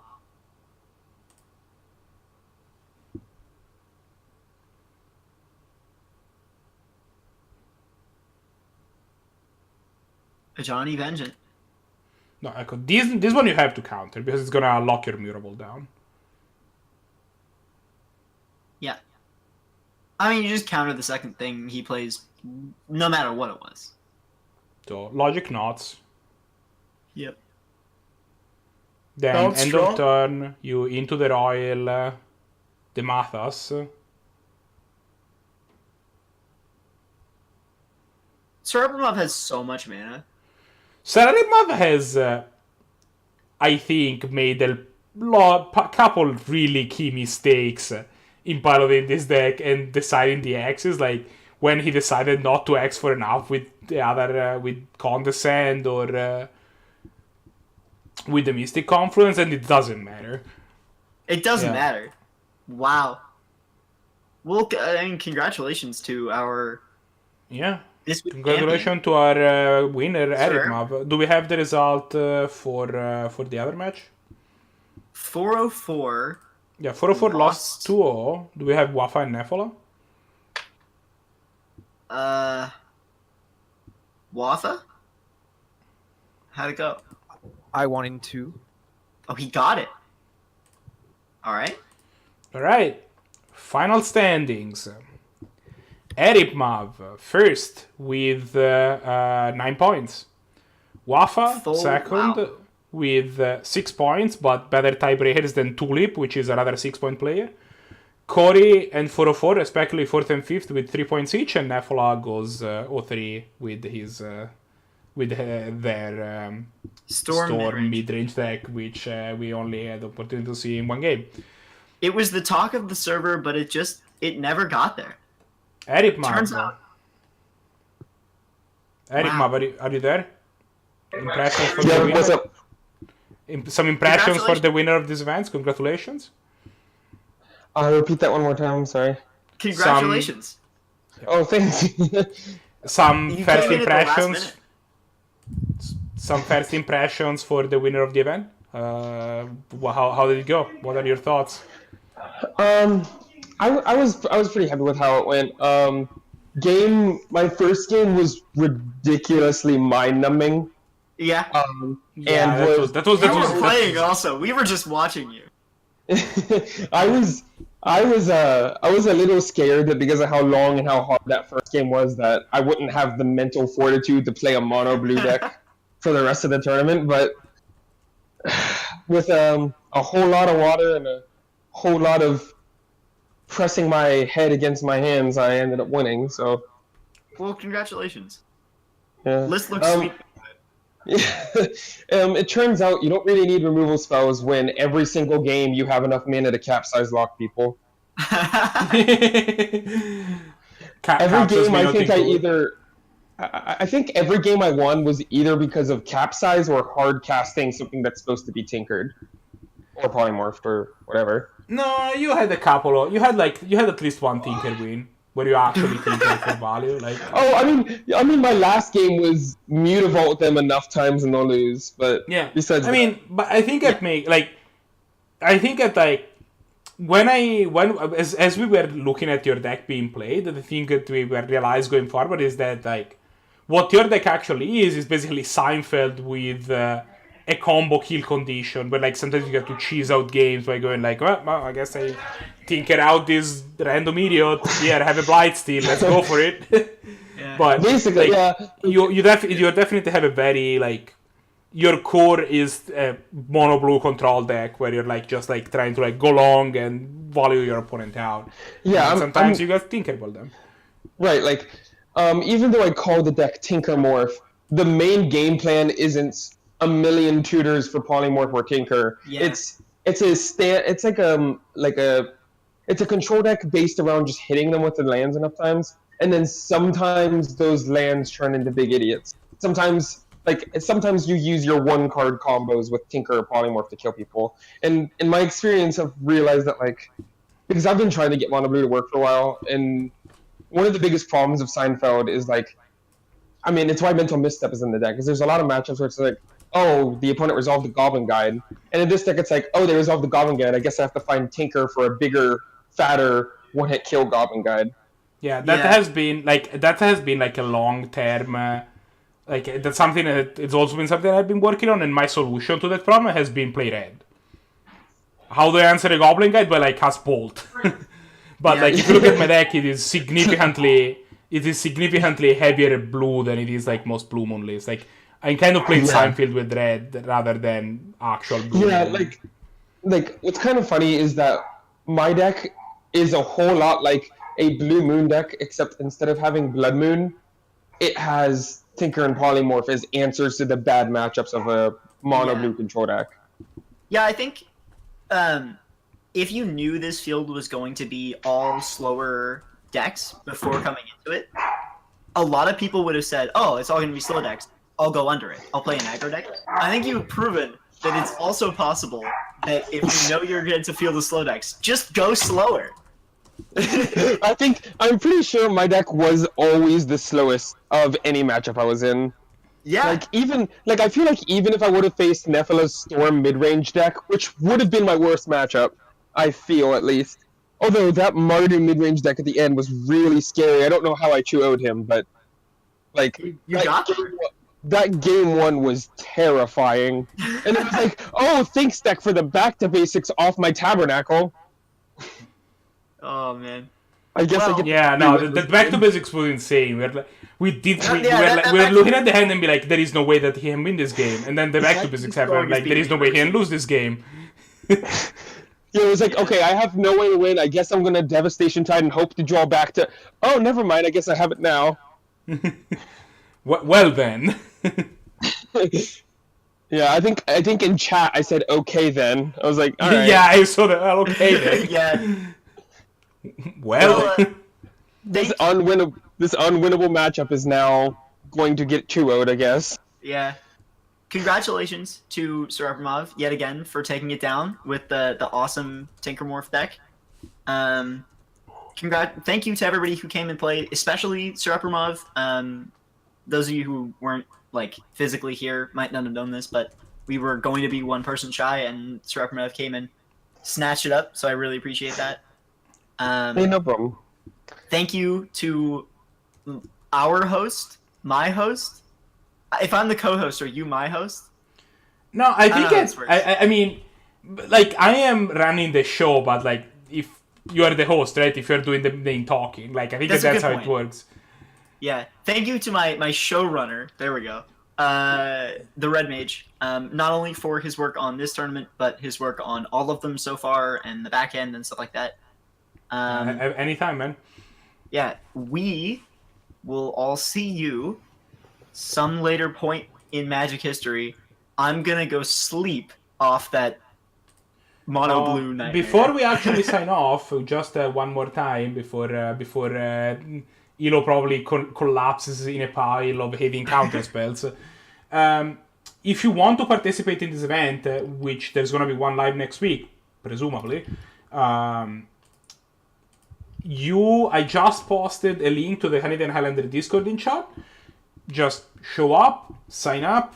On Thursday, usually there's an announcement that shows up, either I or Eloquent makes it, and we are like, hey, this is the tournament. It's gonna happen this Sunday. Just send us a DM. You send us your deck list, and then on Sunday you show up. Time is 11:30 Pacific time, or 2:30 Eastern time, or 7:30 Greenwich time, or 8:30 Europe Central Europe time. Or okay, I'm done. But these are the times. Basically, you show up and you get to play Canadian Highlander, and it's great because then you get to play Canadian Highlander. So yeah, come over and sling some spell. Yeah, we'll all see you next week. Yeah, see you guys next time. Bye. Bye.